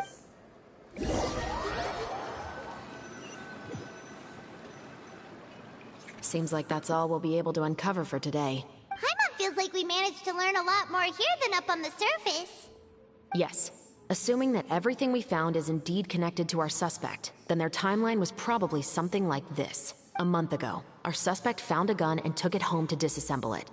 Once he'd figured out its mechanics, he brought it back. In the following weeks, he used some parts to create his own makeshift musket, and took it to the Fleuve Cendra for target practice. Then, a few days ago, he found his target and carried out the murder. Once the deed was done, he left a rainbow rose on the body, just like the scene in the novel. That all makes sense to Paimon, but we're still no closer to figuring out the killer's identity. The deceased was a resident of Fleuve Cendra. It's said that he was a poor, solitary man. Yeah, that's also something I'm trying to figure out. If we are indeed following the novel, and there's a story behind the murder, then this murder should be an act of vengeance. But according to our investigation, the deceased didn't have any enemies. He was no saint, but no one's heard of a rival who hated him enough to shoot him dead. Much less care to leave a rose on his body. What message is the killer trying to convey? And to whom exactly? We've thoroughly investigated that possibility. He claims to have spent the whole day at the Opera House on the day of the murder, and the staff there have confirmed his account. Okay, so he has an alibi. Not only that, he lacks a credible motive as well. He has a family of his own, and both of his parents are still alive. I've looked into his records. He was adopted at the age of 6, and all the proper procedures were followed. There are also records of him at an orphanage before then. In the story, the mother of the 2 musketeers was murdered after the children turned 10. Of course, he could have changed the children's ages, but I don't want to assume anything without evidence. More importantly, I've also had a chat with him in person. He didn't seem like the kind of person who would pull the trigger to kill a man. Then, what should we do now? We have all this new information, but it doesn't help us move forward. Investigations take time. I didn't expect us to catch the culprit in just a single day. How about this? Let's spend the next few days filming with the crew. We can continue the investigation once we're done with the film. I'm sure that given time, new leads will present themselves. Wait, but weren't you saying Intel is like small, remote islands in the middle of the sea just a moment ago? Wouldn't you just miss them if you were to stop looking? Ah, but the book had more than one reference to the islands, Paimon. Oh? What else did it say then? As long as you spend enough time sailing through the fog, you'll eventually come across an island.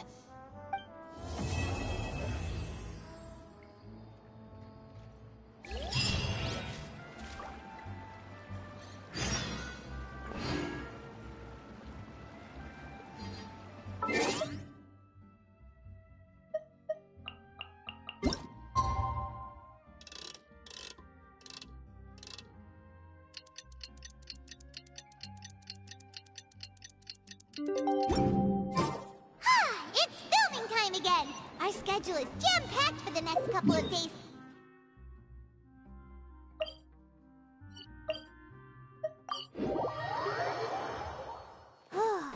Anyway, let's head out and meet up with the others.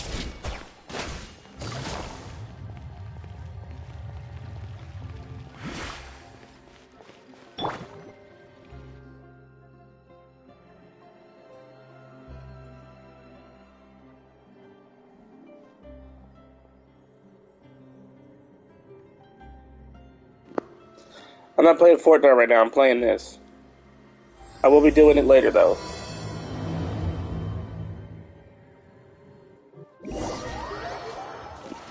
What's up, mid?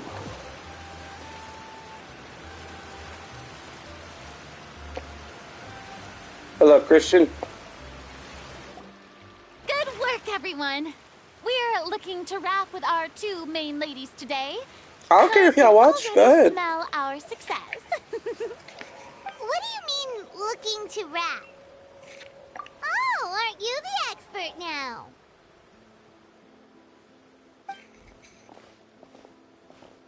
This upcoming scene is the 2 musketeers' final confrontation with the Baron.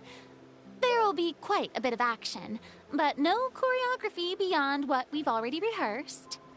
Anyway, get ready. Lights, camera, action! again!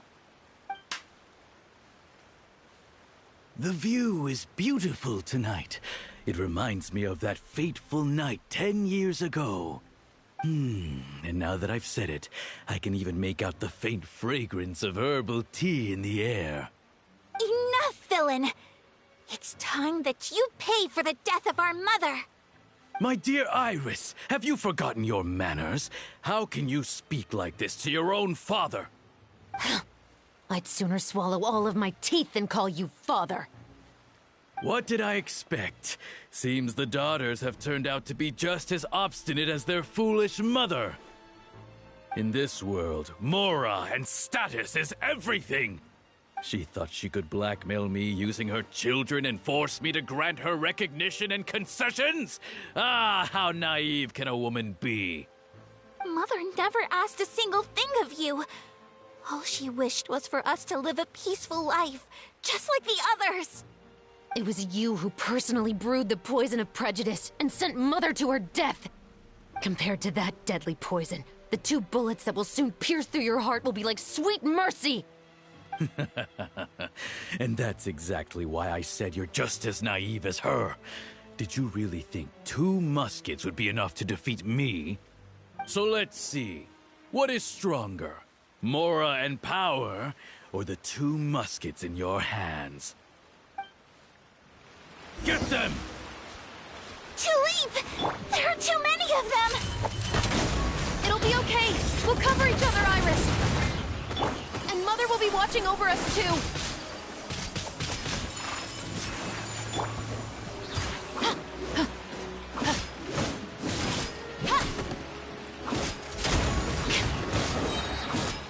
You asked for it!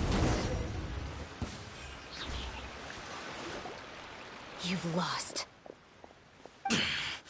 To think I'd lose to my own 2 kids. We are no children of yours, and we'll never call that place our home. Then tell me, what did you do all this for?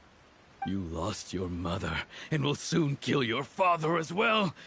What will you gain in the end, other than sentences for your crimes? We will gain our long-awaited justice.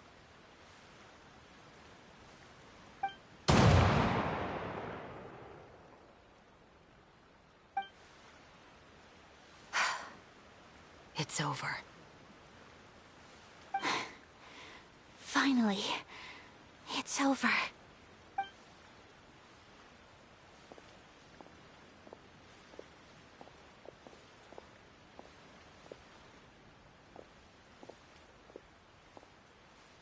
So, where will you go now, Tulip? I'm not too sure, Iris. Maybe somewhere with lots of flowers? After all, Mother always did love going where the blossoms were. What about you? I want to go visit Mother's grave. Yeah, that's not a bad idea. Huh? Tulip, look! What is it? It's Mother's favorite. The rainbow rose. Look, it's blooming again.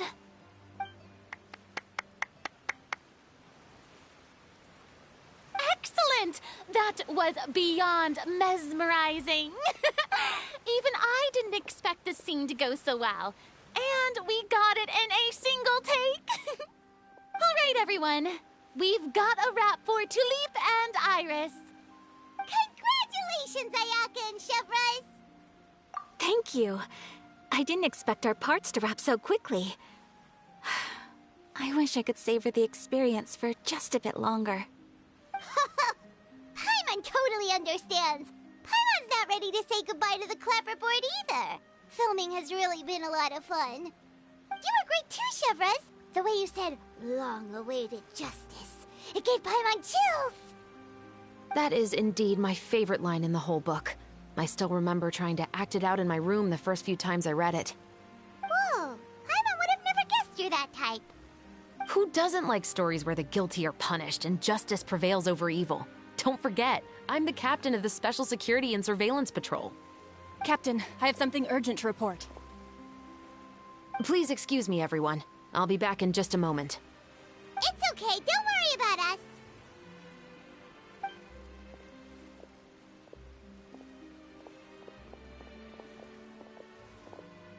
Oh?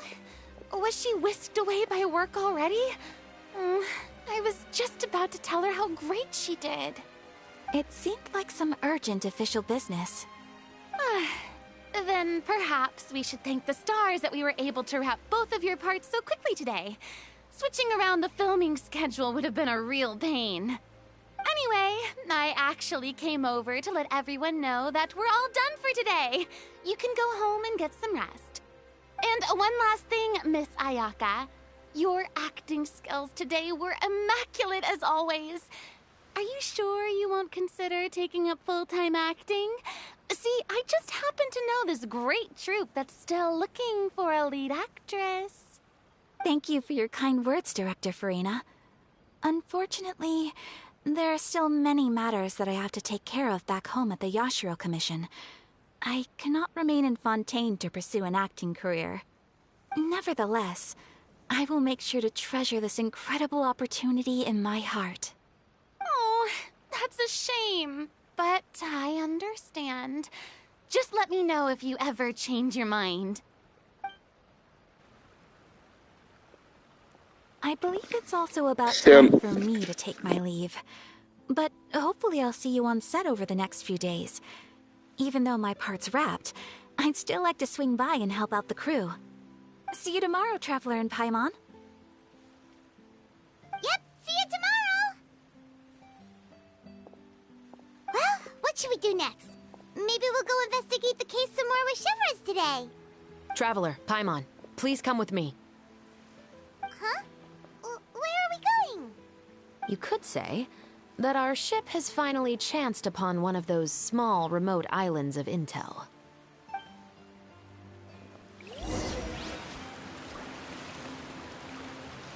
Strike a pose! Time to shine! Go the ship down!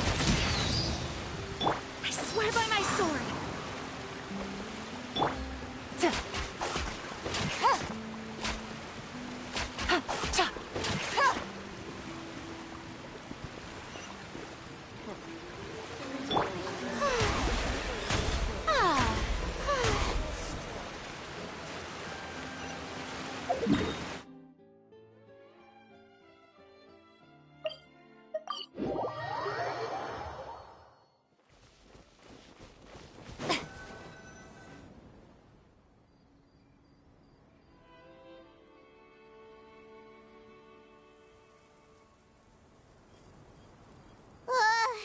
Paimon's exhausted.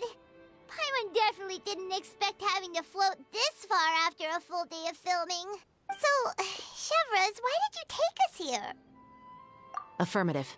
It wasn't anything conclusive, but it should show us a clear way forward. Have you ever heard of someone by the name of Emily? Oh, you mean that famous perfumer? She's a good friend of mine. She's lent me her aid several times in the past to resolve some difficult cases. After I discovered the rainbow rose at the scene of the murder, I sent it to her. After all, she's probably the foremost expert on flowers and scents in all of Fontaine. And then? There was nothing remarkable about the flower or the trace amounts of soil left on it. But according to Emily, the rainbow rose left by the killer was derived from a very rare cultivar. Huh. Paimon didn't know that there were different varieties of rainbow rose. Paimon just thought they grew everywhere in the wild. Flowers that are deliberately cultivated will always show some different features from those that bloom in the wild. We already knew that the rose left at the scene belonged to a special cultivar, but with Emily's expertise, we were able to pinpoint the place where it was first picked from. Oh, Paimon gets it now. So whoever first planted that rainbow rose was probably the killer. Precisely. And after we checked what we learned against some sales records from the past, we discovered that there's only one person in all of Fontaine who could grow and sell this specific cultivar. Really? And who is it? It's the novelist. But didn't you say he had an alibi? Christian, why did you retract your message?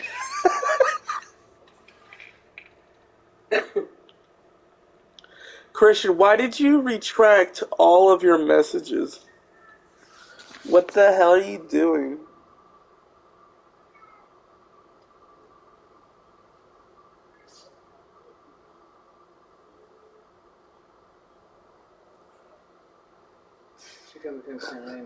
Blood retracted every single one of his messages.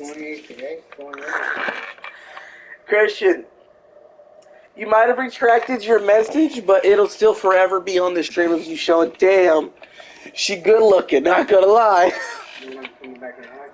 It's still gonna show, Christian. To be clear, I haven't changed my mind about him. I still don't think he was the one who pulled the trigger. However, that doesn't mean the true culprit never visited him at his home or never purchased a rainbow rose from his garden. Whatever the case, we will have to confirm a number of things with him. Man, you didn't see a message that you said that one chick who looks pretty good, not gonna lie. You didn't see him put that message. Christian is being manipulated into the anime culture. So you mean the next place we need to go is... Yes, we're going to pay him a visit at his home.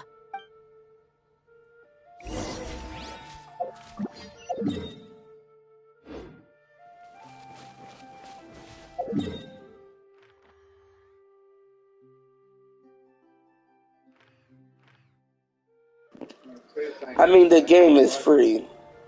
I'm pretty sure I've said this multiple times. I have like 1,500 hours in this game.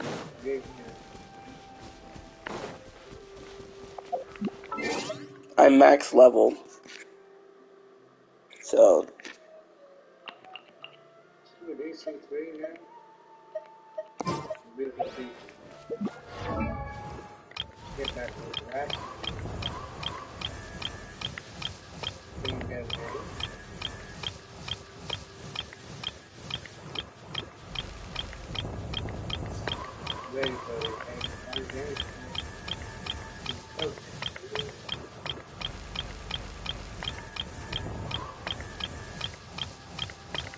That is all my characters.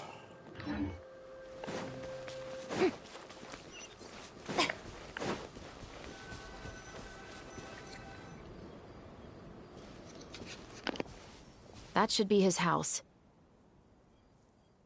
There are so many Gardamex stationed around the place.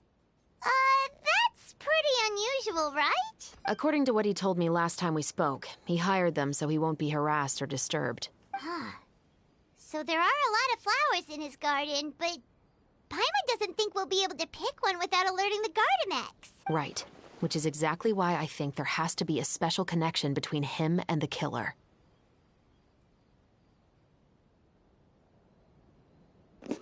Bruh. So, should we knock?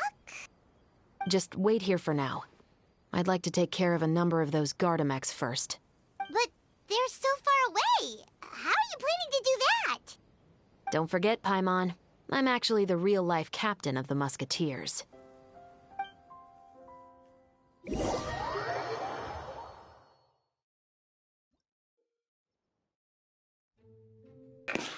Bro, the game's making me snipe.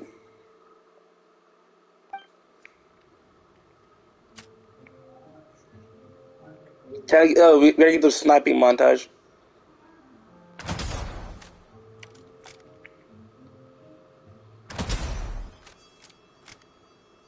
Damn, he did.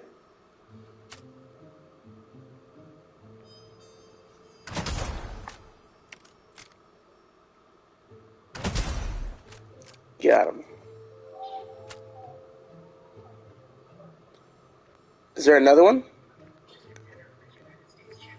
Where? Ah. SmackDown. Number 3, best damage control dismissed Bailey's contributions on SmackDown. Bailey.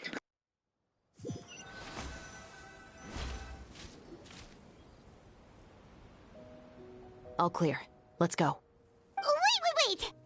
Paimon's a little nervous now that we know he could be the killer. Can we go over our plan of action again? I'll go knock on the door and make sure it's safe inside. Once we're sure that we're in the clear, I'll ask him to come with us for a quick round of questioning at the guard's headquarters. But can't we just arrest him? We still have no evidence that he's the killer, or that he lent the killer any direct aid. Still, it would be appreciated if you could pick a rainbow rose from his garden for me while I'm talking to him. It'll help the Marashose Phantom confirm Emily's theory. Sure, no problem. Just...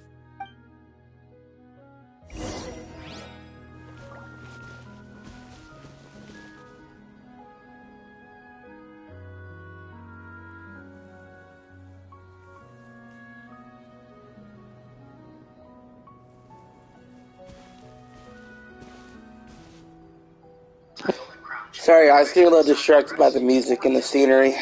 My fault, my fault.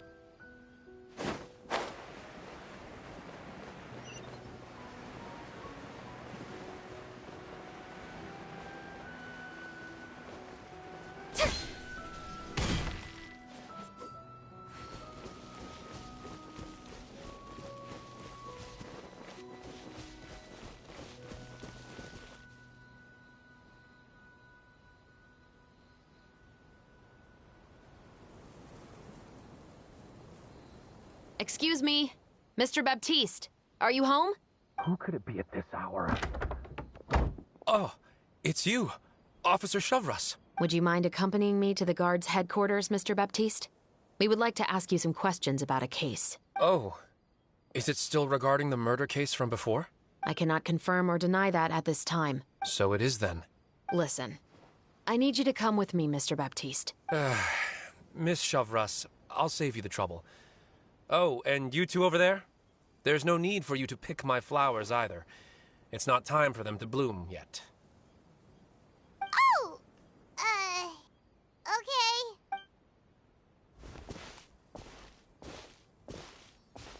By saving me the trouble, you mean... I will confess. I was the killer. Huh? He just admitted he's guilty! Please relax, everyone. I'm not armed. The musket you're looking for has been buried in my backyard. Then it's my responsibility to inform you, Mr. Baptiste, that everything you say right now will be used as evidence for the inevitable trial. Yes, I am perfectly aware of that. I must say, I hate this feeling.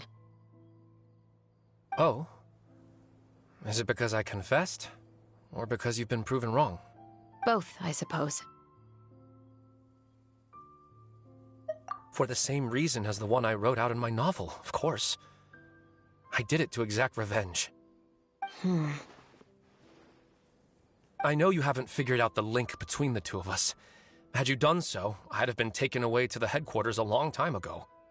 But that won't stop me from always remembering his grotesque face. After all, he was the one who killed my mother. Your mother is still healthy and well. You know, I was adopted as a child. I was referring to my birth mother. That was never recorded in the orphanage's records. Please forgive a 6-year-old child for concocting some lies to protect himself after watching his mother die right in front of him. So, your novel, it was like a record of your life? No, of course not. It was a work of fiction with many embellished parts. But I am indeed the illegitimate son of a wealthy and influential man who abused his power to murder my mother. That part was 100% real. But the man you killed didn't have a Mora to his name. He was a hired assassin. An irredeemable beast who sank his fangs into a defenseless woman just for a few bags of Mora. But if that's really the truth, you wouldn't be telling us any of this now. You still haven't managed to take revenge against your father, the true mastermind behind it all. I never thought I'd hear that kind of thing from the captain of the Special Security and Surveillance Patrol. I'm simply skeptical about your motives. It's simple, really. I've grown tired of everything and don't want to shoulder this burden anymore. You may have considered me too soft to pull the trigger. Well, as it turns out, you are exactly right. I've become overwhelmed by the aftermath of the murder. So you're going to call a stop to your revenge, just like that? The true mastermind is too rich and too powerful for me. I've accepted that I will never be able to avenge my mother alone. And so what? The characters in your book never gave up. Now, Officer Shavras, I'm the one who has killed a man, aren't I? Are you trying to convince me to commit another crime? What's your father's name? How do you plan to prove the veracity of all of your claims? Well, I'd like to speak with you privately. Sure. Why don't we speak privately at the guard's headquarters? No, it has to be here. I must ensure... Fine. Let's talk here. When I said won't be overheard, I would like to speak with you and you alone.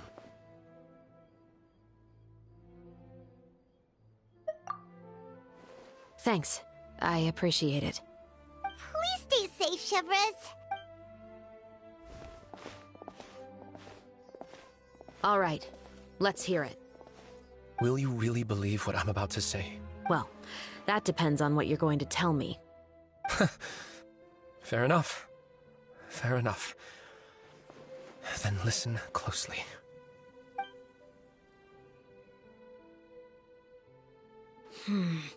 So that's how it's all connected. So, it seems you believe me after all. Do you want me to go public with this? No, of course not. At least, not right now. Then why did you bother telling me? You've read my work. What do you think? Even if you were to go public with all of this right now, he'd simply deny everything. It's been too long. Almost 20 years.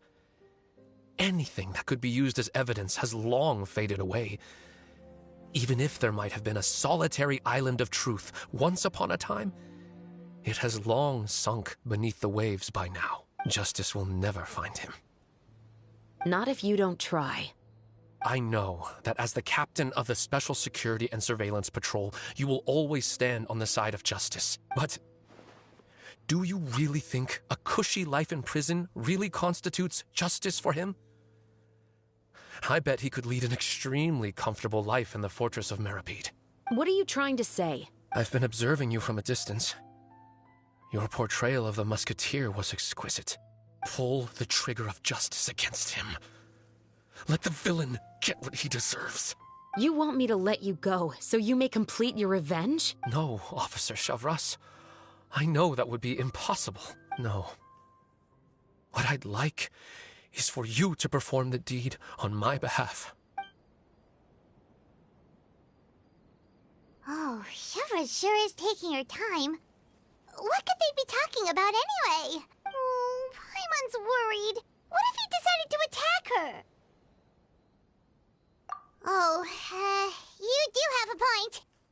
Still, do you have any idea who the rich person might be? And why the novelist doesn't want us to hear what he's saying to Chevres? Sorry to keep you waiting, you two. Hey, how did your talk go? I've already sent someone to escort Baptiste back to the headquarters for questioning. He wasn't lying about the musket. It was indeed buried in his backyard. But what about the name? Did he tell you the name of the rich guy? Yes, he did. But for now, I have to return to the Special Patrol. There are still a few loose ends I need to tie up.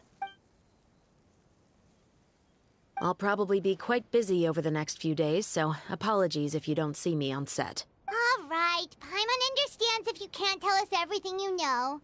We'll just keep an eye on the Steambird then. Actually, there's still something else I need your help with.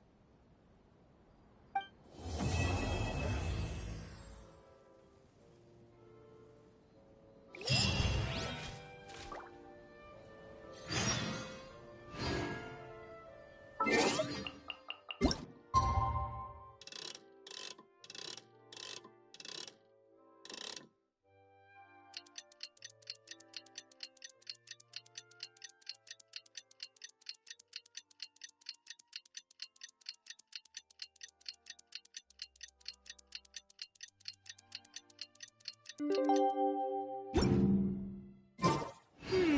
haven't seen Chevres since that night at Baptiste's place.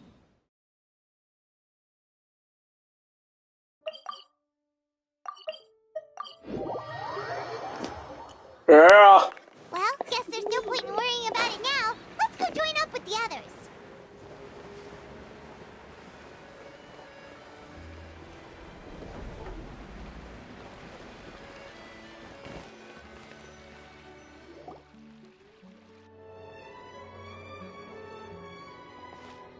Good morning! Hayaka and I were just talking about you. Is Chevra still not joining us today? Probably not. We haven't seen her either. Huh? That's such a pity. Director Farina said that we've only got a few small scenes left before wrapping up the entire thing. She even said that she'll get me into a couple scenes, so everyone will have a chance to shine in front of the camera. We were also planning on having a victory feast once we're all finished filming. You can join us, right? If only Chevros was here. I still haven't taken a photo with her. I'm afraid that can't be helped. Those special patrol folks are like phantoms when they've got a case on their hands. But to be honest, I'm even more concerned by what I read in the Steambird earlier this morning. It said that the killer in the murder case was none other than the author of the 2 Musketeers. Oh yeah, I heard about that too. He came forward and confessed his crimes, but gave no explanation as to why he pulled the trigger. We didn't know about this case at all when we joined the film. Is it going to affect the reception of our work? From a pure publicity standpoint, this will draw a lot more attention to our film. I have to say, though, that no director can There's be nothing perfectly wrong with the comfortable spelling, that's garnering just what it's attention called through in the means game. Other than artistic skill. To be fair, I feel like that ship sailed the moment you allowed yourself to be named as the director on our posters. It's not my fault that I'm super popular. What was that saying again? My popularity has... sunk to an all-time low? Spread to the 4 corners of Teyvat.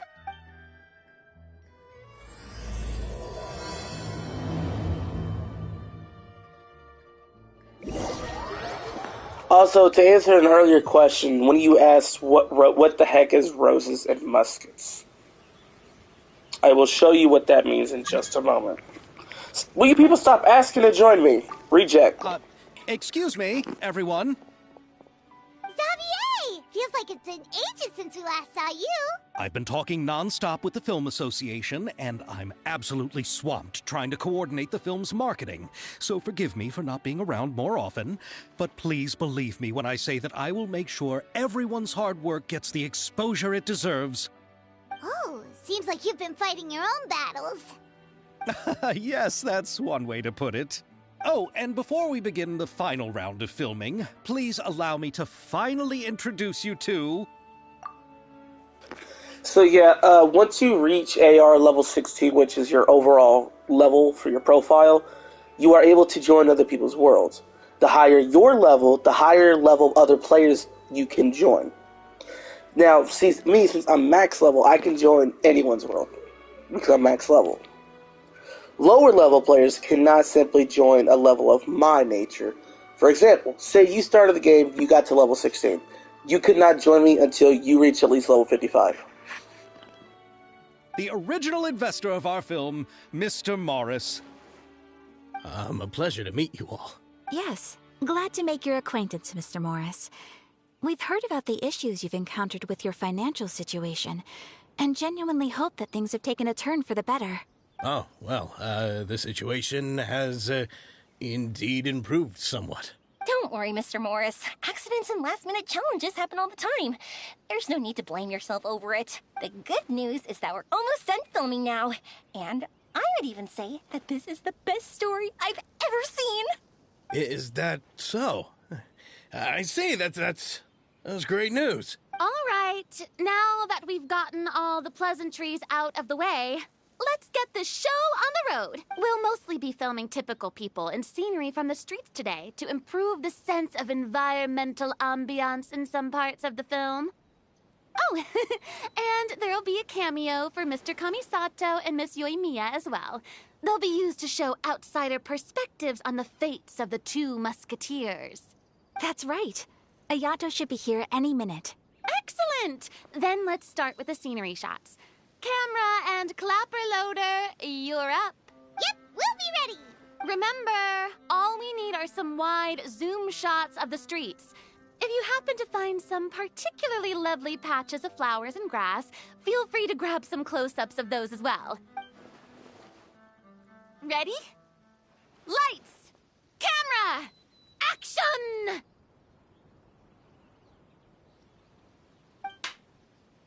Okay, Now move the camera slowly. Try to focus on that. What's wrong? Just adjust the focal length a bit. Something the matter?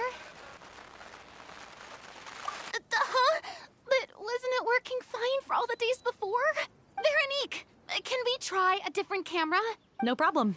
How about this one? All right, let's give it another try. Lights! Camera! Action!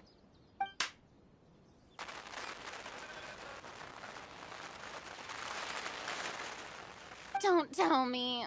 This one is broken too? Veronique, do we have any other spare ones we can use? I'm afraid we only brought these two today. What? Then go find a workshop to get them repaired right away. Oh, and you too, Bono. Go find our spare camera in the warehouse and bring it back to the set. On it. Greetings, everyone. My apologies for the delay. Is something the matter, Ayaka? It seems like there are some issues with the filming equipment today. We're stuck for the moment. I see. Well, let's not just stand here twiddling our thumbs. Actors, to the makeup booth. We'll start on the next scene as soon as we get a working camera. The people at the workshop told me that the part which holds the lens in place seemed to have fallen off. That's super strange. It was perfectly fine just yesterday. Well, no time to dwell on that now. Let's get back to filming. Ahem! Quiet on set! Places, everyone! Lights! Camera! Action! By the way, have you heard about that recent murder case? Yes, I have. It seems that they've caused quite the commotion in the city. I heard that the chief of the guards is so mad about not catching the culprit that he's about to explode. Oh? I find that quite hard to imagine, considering how he already looks most days. Director, we have a problem. Oh, we're in the middle of a take!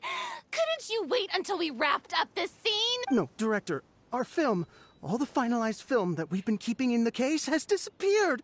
Oh, wait, what did you say? Mr. Bono, please take me to where the film was kept right away. I'm coming too. No, Yoimiya, you have to stay here. Oh, okay. Listen up. Everyone who's not working on this current scene can go with Bono to look for the film. Everyone else, stay put and wrap up the scene. Unbelievable. How could all these problems happen in just one day? We're back. How did it go? Did you find the film? We found it in the sewers. Huh? In the sewers? Is the film still okay? We discovered it just in time, so we should still be able to salvage it. The others are checking now to see if we lost any specific scenes. Oh, you scared me for a moment there. I nearly thought we had lost everything. I really don't want to experience that feeling of despair again. Okay, but who could have stolen the film and dumped it there? Could it be, some competitors working on other films? But if they wanted to harass us, why wait until the last day? Okay, we don't have time to really look into it right now. Let's strike while the iron is still hot and wrap this thing up once and for all. Yeah, let's finish it.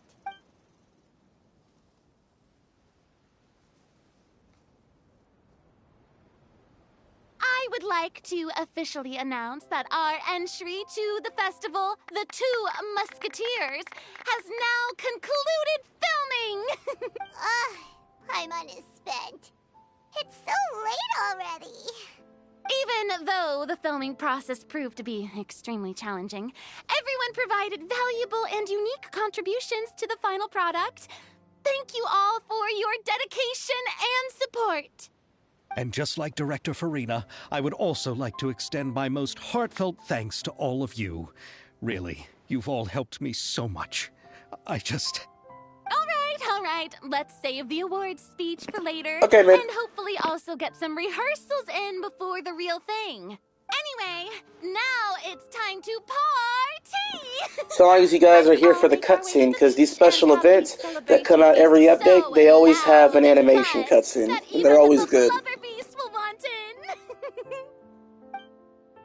Party! Party! Paimon wants to party!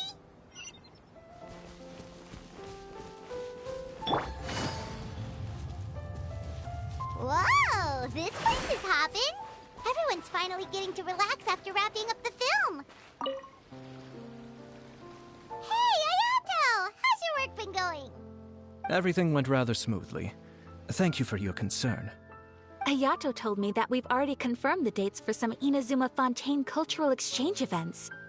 So the next time we visit, we'll be doing so in our capacities as the representatives of the Yashiro Commission. Oh, that's great! Then maybe Paimon will be able to find Fontaine detective novels in Inazuma from now on! Oh, wait. Wouldn't Yae Miko get upset if that happens? That would be stealing some of her business. You've got a point. She's always complaining that light novels have become bland and too predictable after all. The cultural exchange won't only feature literatures of both nations, of course. We have also made plans for cross-cultural engagements in the fields of gourmet cuisine, toy making, and artisan craftsmanship. Whoa! Paimon's getting super excited now! When the time comes, be sure to visit and participate in all the events.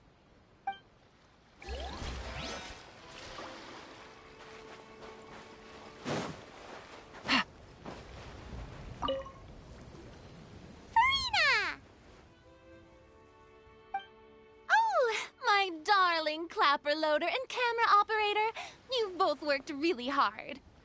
Paimon thinks you worked even harder than us. Honest, worst of all, Paimon started having dreams of you shouting, "Lights, camera, action!" into Paimon's ears. The actual dream can't even start until you've yelled that. Hey, if anything, shouldn't I be more grand and delightful than your dreams? We've been through so much together, and that's how your brain remembers me? That's not Paimon's fault. We've just used the clapperboard too much lately.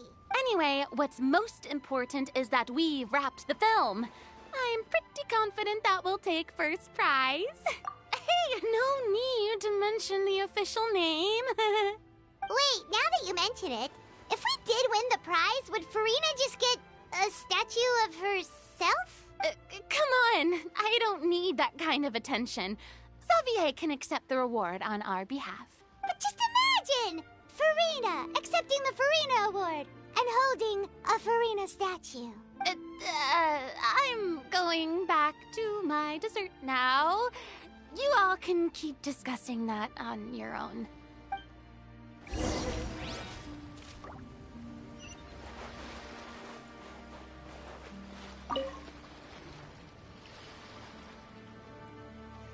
Chiori! In my sleep mid. Are you not really into these kinds of big social occasions?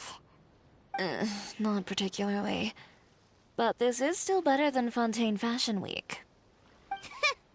But if this film becomes a big hit, people will definitely come flocking to your shop. Yes, that's highly likely.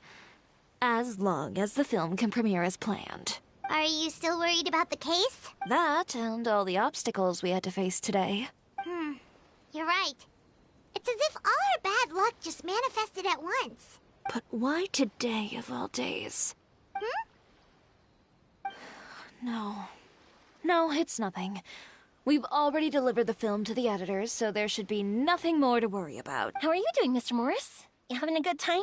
Well, you could say that. Do you happen to know when the party is scheduled to end? Judging by how much fun everyone's having, I'd say probably not until well after midnight. Is there something that you still have to take care of at home, Mr. Morris? Oh, well, I'm just not a late night person, so I might take off shortly. Oh, no! Silly me. I almost forgot something super important. Oh, what is it? I prepared a whole batch of fireworks for the party, but I forgot to bring them over from the warehouse. Fireworks, you say? Well, that's, truly a pity. Sorry things didn't go as planned. Could you help me carry them over, Mr. Morris? I won't be able to fetch all of them by myself. Me? Are you sure that you can't find anyone else? I just wanted to make this surprise for everyone. The warehouse isn't far from here. We'll be there in no time. Pretty please, Mr. Morris. These are some of the best fireworks I've ever made. So I also want you to see them before you leave. They're stunning. I promise that they'll be a once-in-a-lifetime experience that you'll never forget. But... It's okay. Just come with me. If we're sneaky enough, nobody else will see us leaving. All right. The warehouse is right over here. I moved the fireworks there in advance, so it shouldn't be too much work bringing them back. It's still a ways away from the party. Sorry about that, Mr. Morris. It's probably because I'm used to carrying fireworks all the time, so it doesn't feel like a lot of work to me.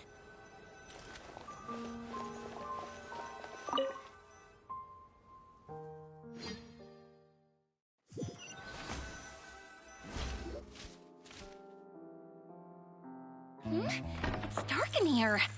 Wait here, Mr. Morris. I think the light switch should be somewhere over here. Why did I have to get roped into this? What was that?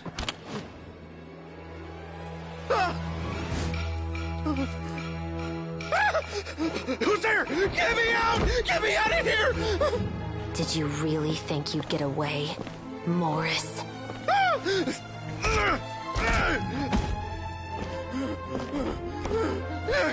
You've got the wrong guy. It wasn't me. I'm not the killer. You know, Eliza died a far more heroic death than this. She fought your assassin to the end, to save the children she had hidden beneath the floorboards.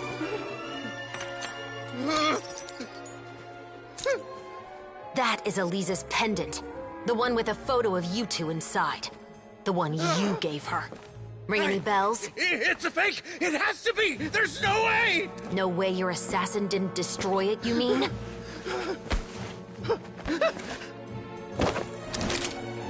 Did you ever love her, Morris? Or was killing her always the plan? No, please. Listen to me. I told Eliza to keep us a secret. I paid her plenty for her silence. I never thought she'd keep the child. Everything was gonna come out, and I had no choice. She forced my hand. No! I'm begging you. I have money. Just name your price, please. You can keep your Mora, and you can go to hell.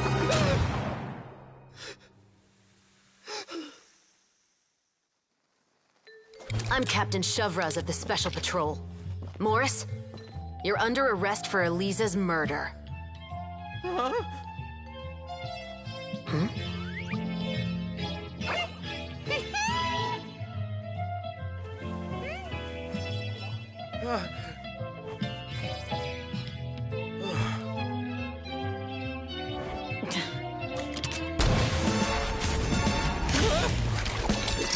You're under arrest too, prop manager Veronique. Or perhaps I should call you the Second Musketeer.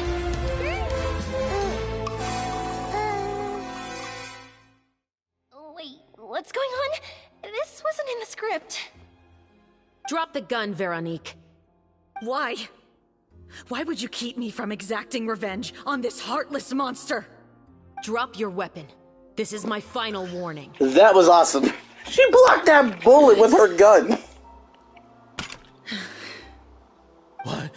What is going on?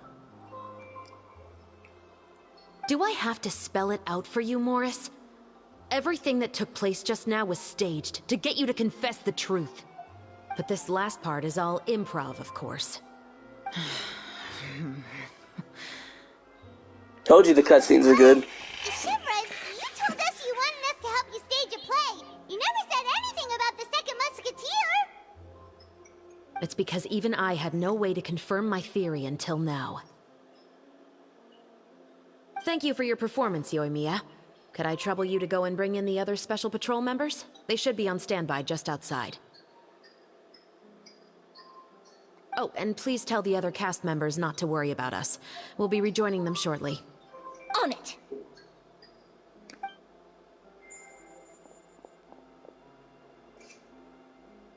So what do you think, Morris? Care to talk about what happened 20 years ago? My patience is limited, you know. Don't force me to take you back to the interrogation room. I'd wager that you wouldn't last for more than a minute in there. With the recording we made, you have no chance of winning in court. Cooperating with us now is the most practical move. All right. I'll talk. I hired an assassin to murder Elisa. She once worked as a maid on my family's estate. She was very beautiful, and after some time I fell for her. We kept our relationship a secret and carried out an affair for some time, but it wasn't long before she became pregnant. And if my parents ever found out, they would have stripped me of my inheritance and status, driven me out of my home. I also didn't expect Elisa to insist on bringing the pregnancy to term. She even asked me to leave my family and travel far, far away with her. She believed that you were truly in love with her. I didn't have a choice. I gave her a large sum of mora, told her to leave the family and to get rid of the baby. But then years later, she sent me a letter. There were photos of 2 children, and she even asked if I could find some time to visit them. Huh? 2 children? Paimon thought Baptiste was the only... you mean... Pregnant with twins. Even if she had the children against your will, you could have just ignored the letter entirely. Why kill her? I had just gotten engaged to be married to an heiress from another wealthy family. So if anyone were to find out about Elisa, my life would be completely ruined. I didn't have a choice. No. You always had a choice. You just made the wrong choice. Again. Do you know how it feels to watch your mother be killed right in front of you? My brother and I were hardly even school age yet. We were hidden beneath the floorboards, grasping each other's hands like a lifeline. We were so terrified that we didn't even know we could ever take a breath. All we could do was to watch Mother try to fight back, and then collapse to the floor. Even after the assassin left, we were still too terrified to leave our hiding spot. We thought that he might come back. It was only until the next evening when we finally climbed out and gathered around our mother. But she had already become cold and stiff to the touch. You made up your mind right then and there to bring this case to light. Not only that, we resolved to get our revenge. And that's why you became the Musketeers. No, that's why I became a Musketeer. The man from before was also killed by me. My brother had nothing to do with it. I figured as much. You did? I once told these two that he didn't look like a killer to me. His confession from that night also rubbed me the wrong way. I think what really tipped me off was, how could I not feel a sense of regret in him? Huh? He confessed faster than any criminal I've ever met, but he didn't say a single word about you. He insisted that he was the sole perpetrator in the case. But after the questioning ended, I disassembled the musket we dug up from his backyard, put it in front of him, and told him to reassemble it. Wanna guess how far he got? He had no idea where to even start. He's never touched a gun in his life. Based on that, I determined that he was not acting alone. He only surrendered himself to draw our attention and create a moment of opportunity for his partner. So, I decided to play along. And as expected, the second musketeer followed us without hesitation once she saw Morris get separated from the rest of the cast. Besides, why else would he call the novel The Two Musketeers? But how did you know it was Veronique? I figured it out the moment Baptiste told me his father's name. That so-called financial crisis was all just a ruse. He just wanted to sign up as the investor and then leave the film without any source of funding. After all, he has a vested interest in minimizing the reach of this story. It's really just the same thing as what he did to Elisa all those years ago. Human scum. But then Xavier pulled out all the stops and got the film made against all odds. Morris Usually couldn't between have that. 10 and 12. With the killer in in the morning. custody, he figured it was safe to act. And so he came to visit the set today, just as I expected. Wait, so you were behind all those mishaps today?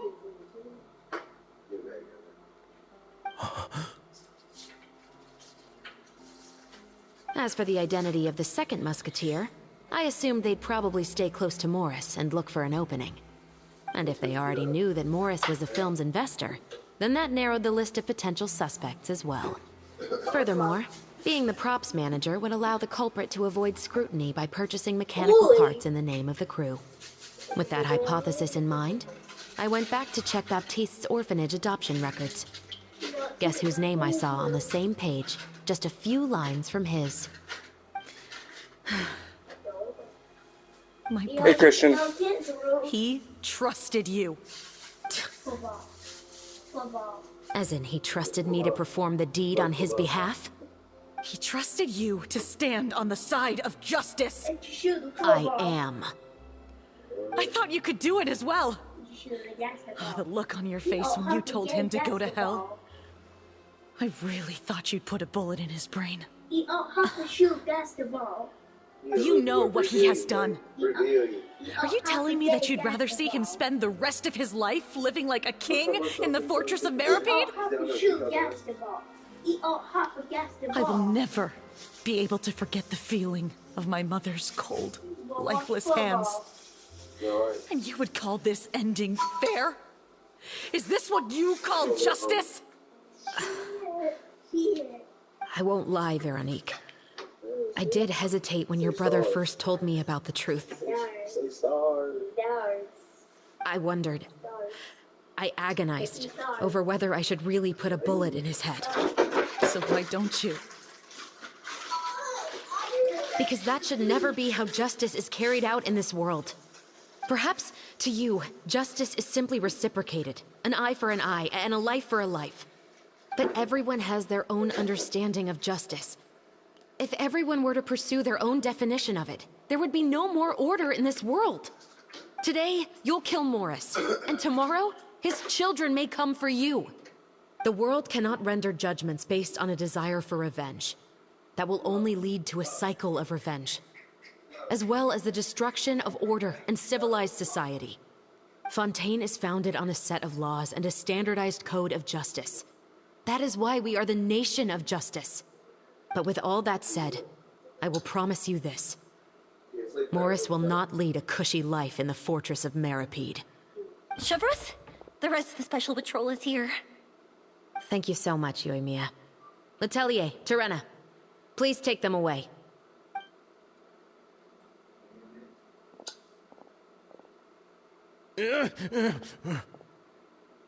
I still can't agree with your reasoning. I know. Justice has not been delivered. At least, not today.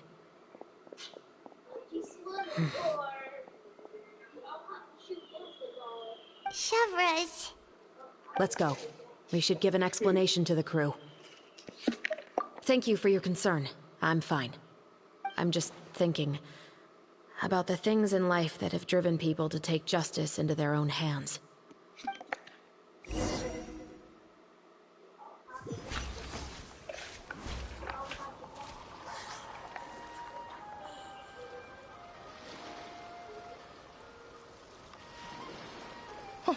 Who would have thought Morris would turn out to be... I'm at a loss of words. How could he have done something like this? I'm just glad that you're all safe and sound. Who knew that such a labyrinth of cases would be behind this story? Well, what should we do now? We have a finished film, of course, but should we still go ahead with the premiere? What do you mean? Shouldn't you be even more motivated to spread the word now that you've learned the truth? Chiori is right. I'd also like more people to see this story for themselves. But the real ending of the story seems to have deviated somewhat from the one in the script. Is that still acceptable to you, Miss Chevros? The call is yours. We still have time to reshoot an ending if that's what you'd like. No, it's fine as is. I like what we have for the catharsis. Romanticism is what gives works of art their appeal. Fiction is able to explore means of restitution that could never work in real life. Just like the real world, the world of stories also has its own set of rules and justice. These different possibilities are what initially drew me to reading in the first place. Sounds good to me. I support your decision. What about Veronique? Will she be okay? She will soon face her judgment alongside her brother and Morris. If I had to guess, they'll probably all be sent to the fortress of Meripede. I'll make sure to give Risley a heads up about it. Oh, you mean that kind of heads up? Exactly. Ahem. All right, then the matter's settled. Now that everything's been taken care of, there's no reason for us to keep looking all gloomy and grumpy. Let's get back to the feast and enjoy each other's company. We'll be starting the post-production process tomorrow. You should join us, Chevres. You missed the first few hours of the party, didn't you? All right. Count me in. Then I'll wait for you over there. There's still some good news that I'd like to share with Chevres. Traveler, Paimon, could you wait for me by the sea after the party ends? I'd like to thank you very much.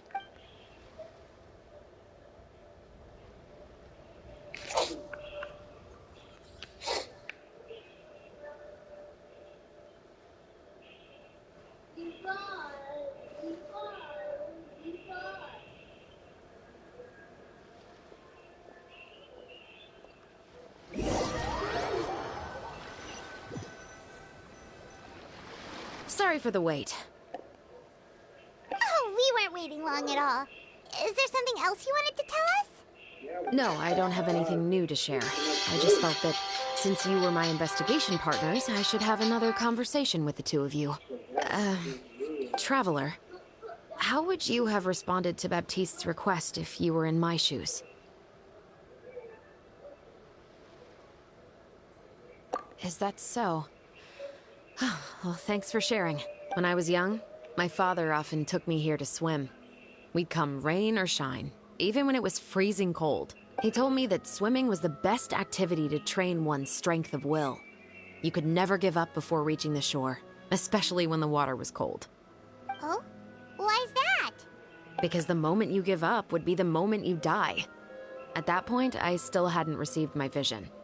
One winter, the chilly wind felt almost like knives on my skin, and the seawater was so frigid that it numbed my toes the moment I stepped in. I cried and begged my father to spare me from having to swim across, but he wouldn't listen. He used to be a member of the Special Patrol as well. You could say it was his way of educating his children. That sounds awful. When he saw that I wouldn't stop crying, he just picked me up and tossed me into the icy water. The bone-chilling cold took away my senses. I couldn't feel anything but fear and rage. I waited for my father to save me, but one look and I knew he'd already started swimming for the opposite shore. I realized that if I were to give up, I really would die right then and there. I used all of my strength to try and catch up to my father. Those few minutes felt longer than my whole life up until that point. I did, however, make it to the other side. I've never felt afraid about anything in my life after that, nor have I ever cried again. That way of teaching would have never worked on Paimon. Yeah, I don't think that was the right method for anyone. It's just that, working now as I am in the pursuit of justice, I still sometimes feel like I've been tossed into that winter sea all over again. The anger and the helplessness. Chevres. But the worse I feel, the more I know to never give up. The alternative would be to forever lose myself among the waves. Anyway, how about a race? Neither of us will drown, but we can still see who swims faster. You guys go ahead! Paimon will grab the clapperboard to mark the start of the race.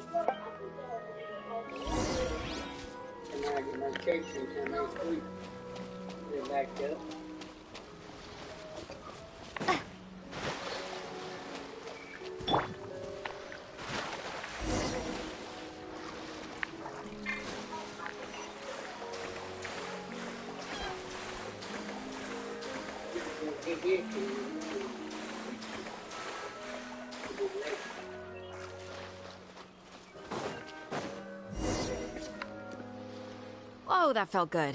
You were so fast in the water, Chevres. You are swimming even faster than Paimon can fly! So, about the Special Patrol, did you join because of your dad? Partly, but I'd say I was more inspired by the heroes I read about in stories growing up.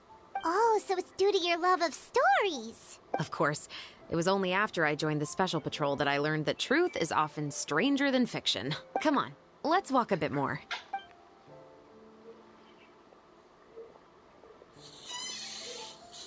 To be honest, I do sometimes question whether the decisions I make are the right ones. But I know that no matter what, I must keep swimming. Just keep the only swimming. thing I've got my just eyes keep on swimming. is the shore in the distance.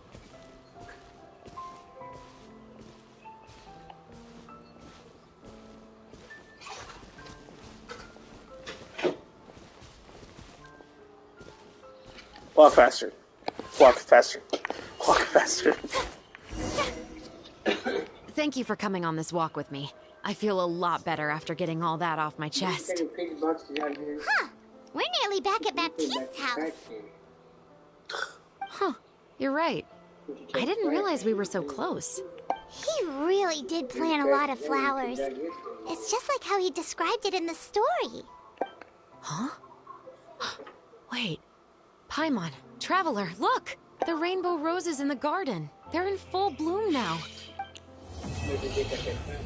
There we go. The event's over.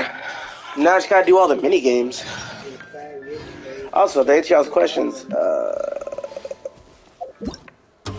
that's why it's called Roses and Muskets. That's the name of the event. Roses and Muskets.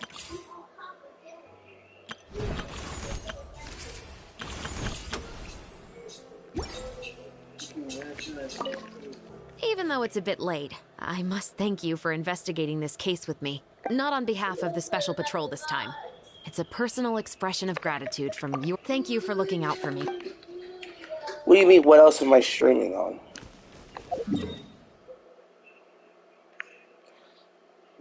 Yada yada.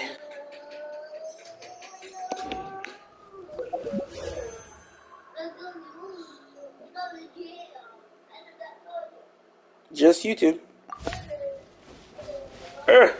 That's all I need.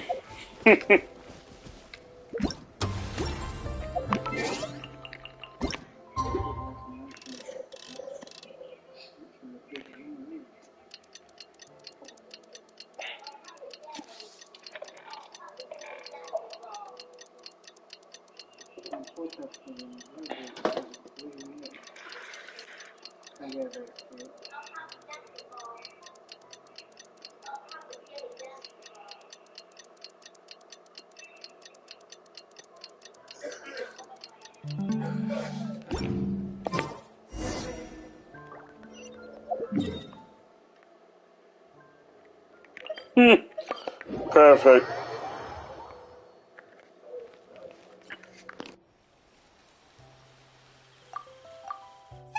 It's been a while. Hey there, you two! Sorry I've been scarce. I've been buried in marketing and preparing the film for release ever since we wrapped post-production. The award ceremony is today, right? Paimon wonders if we'll win the Farina Award. I'd give it a 90% Hello, chance. Param. Welcome to the stream. Farina! How you doing? Paimon didn't know you were already here. You're earlier than everyone else. I'm sure the others will also be here in no time. Xavier, if we end up getting called on stage, shouldn't you come up with a name for our crew? What? But we don't even know if we're going to win. I wouldn't want to jinx our chances by celebrating early. Just open your eyes! Surely you've seen the audience's reactions to our film. We've had nothing but critical acclaim. You've also had conversations with the Opera House's operating staff, right? Didn't they want to increase the number of showings? With the more you've made from the box office, you can now open your very own film company. But that's all credit to my amazing crew. You've all helped to make this a reality, so I can't be the only one asked to come up with a name. Well, give it some thought. I'm sure the crew will respect your choice. All right, but before that, Traveler and Paimon, could I trouble you to quickly pay a visit to the Fortress of Meripede? Huh? But shouldn't we stay for the award ceremony? I wanted to ask you two to invite Shavraz to join us at the ceremony. She's one of the lead roles, after all. I haven't been able to find her recently, so I haven't had the chance to invite her personally. According to the papers, the culprits of the Musket murder case will be personally escorted today by the captain of the Special Patrol to the Fortress of Meripede. Oh, Paimon gets it now. Yep, just wait here, Xavier, and maybe try to come up with a few snappy-sounding names. All right, then I'll leave you to it.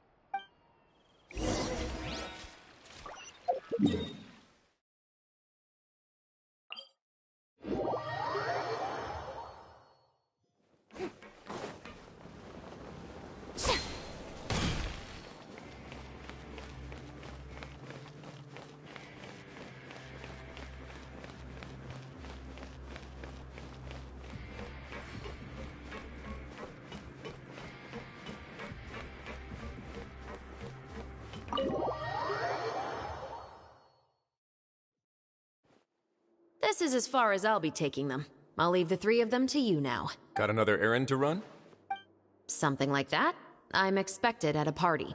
Now that's something you don't hear every day. Found a new pastime? No, it's just a special occasion. Shavraz! Risley! Festivals really do bring people together. It's been a while since I last had so many visitors at the Fortress of Meripede. Call it the festival spirit, I guess. Yeah, you could say that. Even our head nurse has gotten herself all worked up preparing super deluxe nutritious shakes. Just one gulp and you'll have met all your nutrition needs. Were you talking about work just now? We've already finished discussing everything.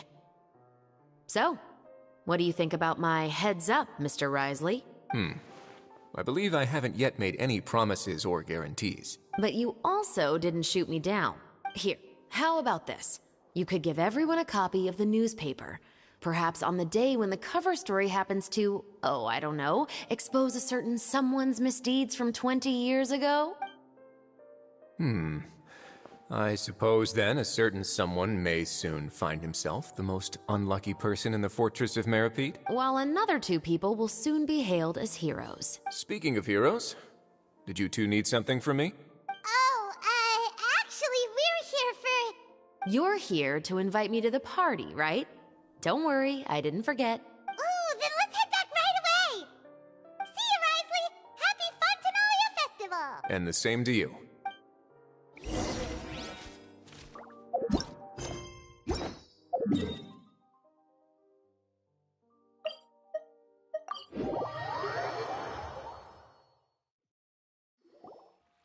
And the winner of the Farina Award for the first Fontanalia Film Festival is the Two Musketeers!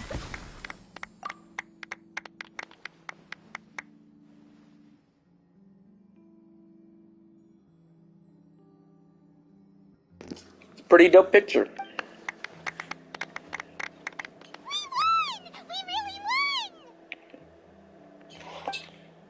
Congratulations, Mr. Xavier.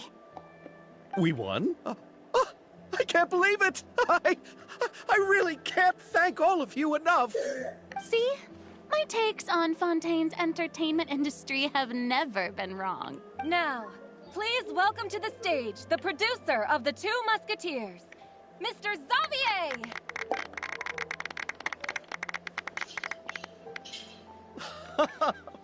Thank you. Thank you all so much for your recognition and support. While I'm up here, I would love to give special thanks to... Time really flies, huh? It certainly feels that way. It feels like it was only yesterday when you were teaching me to hold a musket. Will you come back to Fontaine again? Of course. I'm very fond of this city. There are so many novel and interesting things that it's been hard to keep track of them all. But how about you? Would you be interested in visiting Inazuma? I can't say the thought has crossed my mind before, but I'd be willing to consider it now. I will be eagerly awaiting your visit. It would be wonderful if you could visit my home and enjoy a taste of our tea and desserts. Yeah, let's keep in touch. Did you accomplish all you came here for? Yes. And you should visit Inazuma again sometime. How has Ogura and her business been? To my knowledge, she's doing quite well. Tell her I said hi. I certainly will. I heard the thunderstorm has stopped.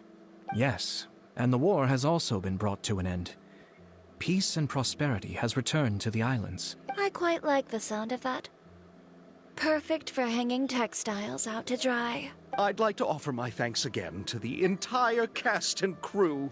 Nice, Without yeah, you, good shit. I would have never completed this Yeah, film, man. much less had the opportunity to be standing on this stage. With the support of my entire crew, I would like to officially announce our film company, Musketeer Pictures. That has a really nice ring to it.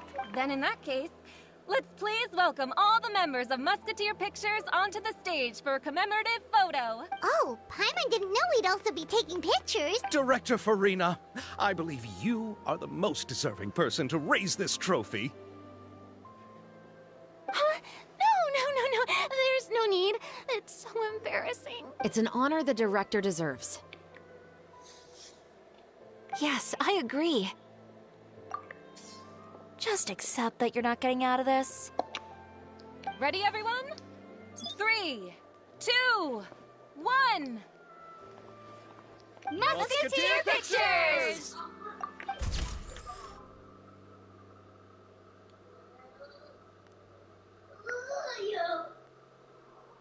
It's a good picture. That's a good background picture.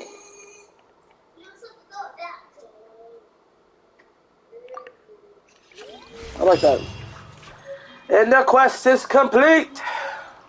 The event's done.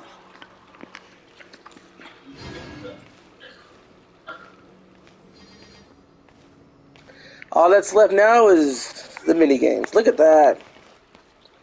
That is a dope picture, man. Let's see if I can.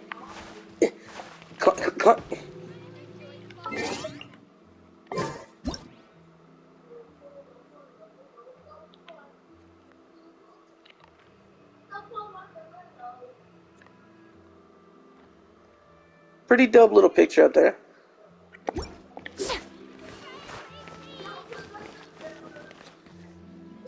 That's a good one. I like that.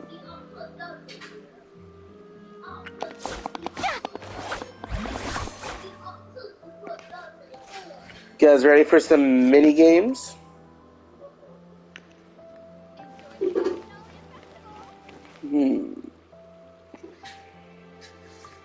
I guess I could do the mini games tomorrow. It is already 4. Yeah, I guess that works. I guess I'll go ahead and end the stream here. We'll do the minigame stuff tomorrow. We did have a 3-hour stream farming all the event stuff, and I do need to upload the cutscene. So, yeah.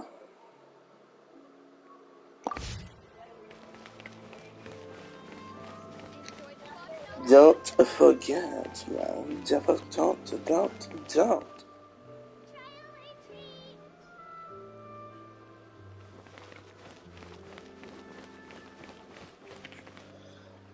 We're going to go ahead and end the stream. Don't forget to like, subscribe if you're new.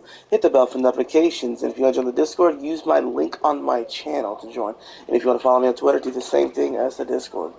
I'm going to go ahead and end the stream, and I'll see you guys on Fortnite in maybe about a half hour. So get ready for that. Hope you guys enjoyed.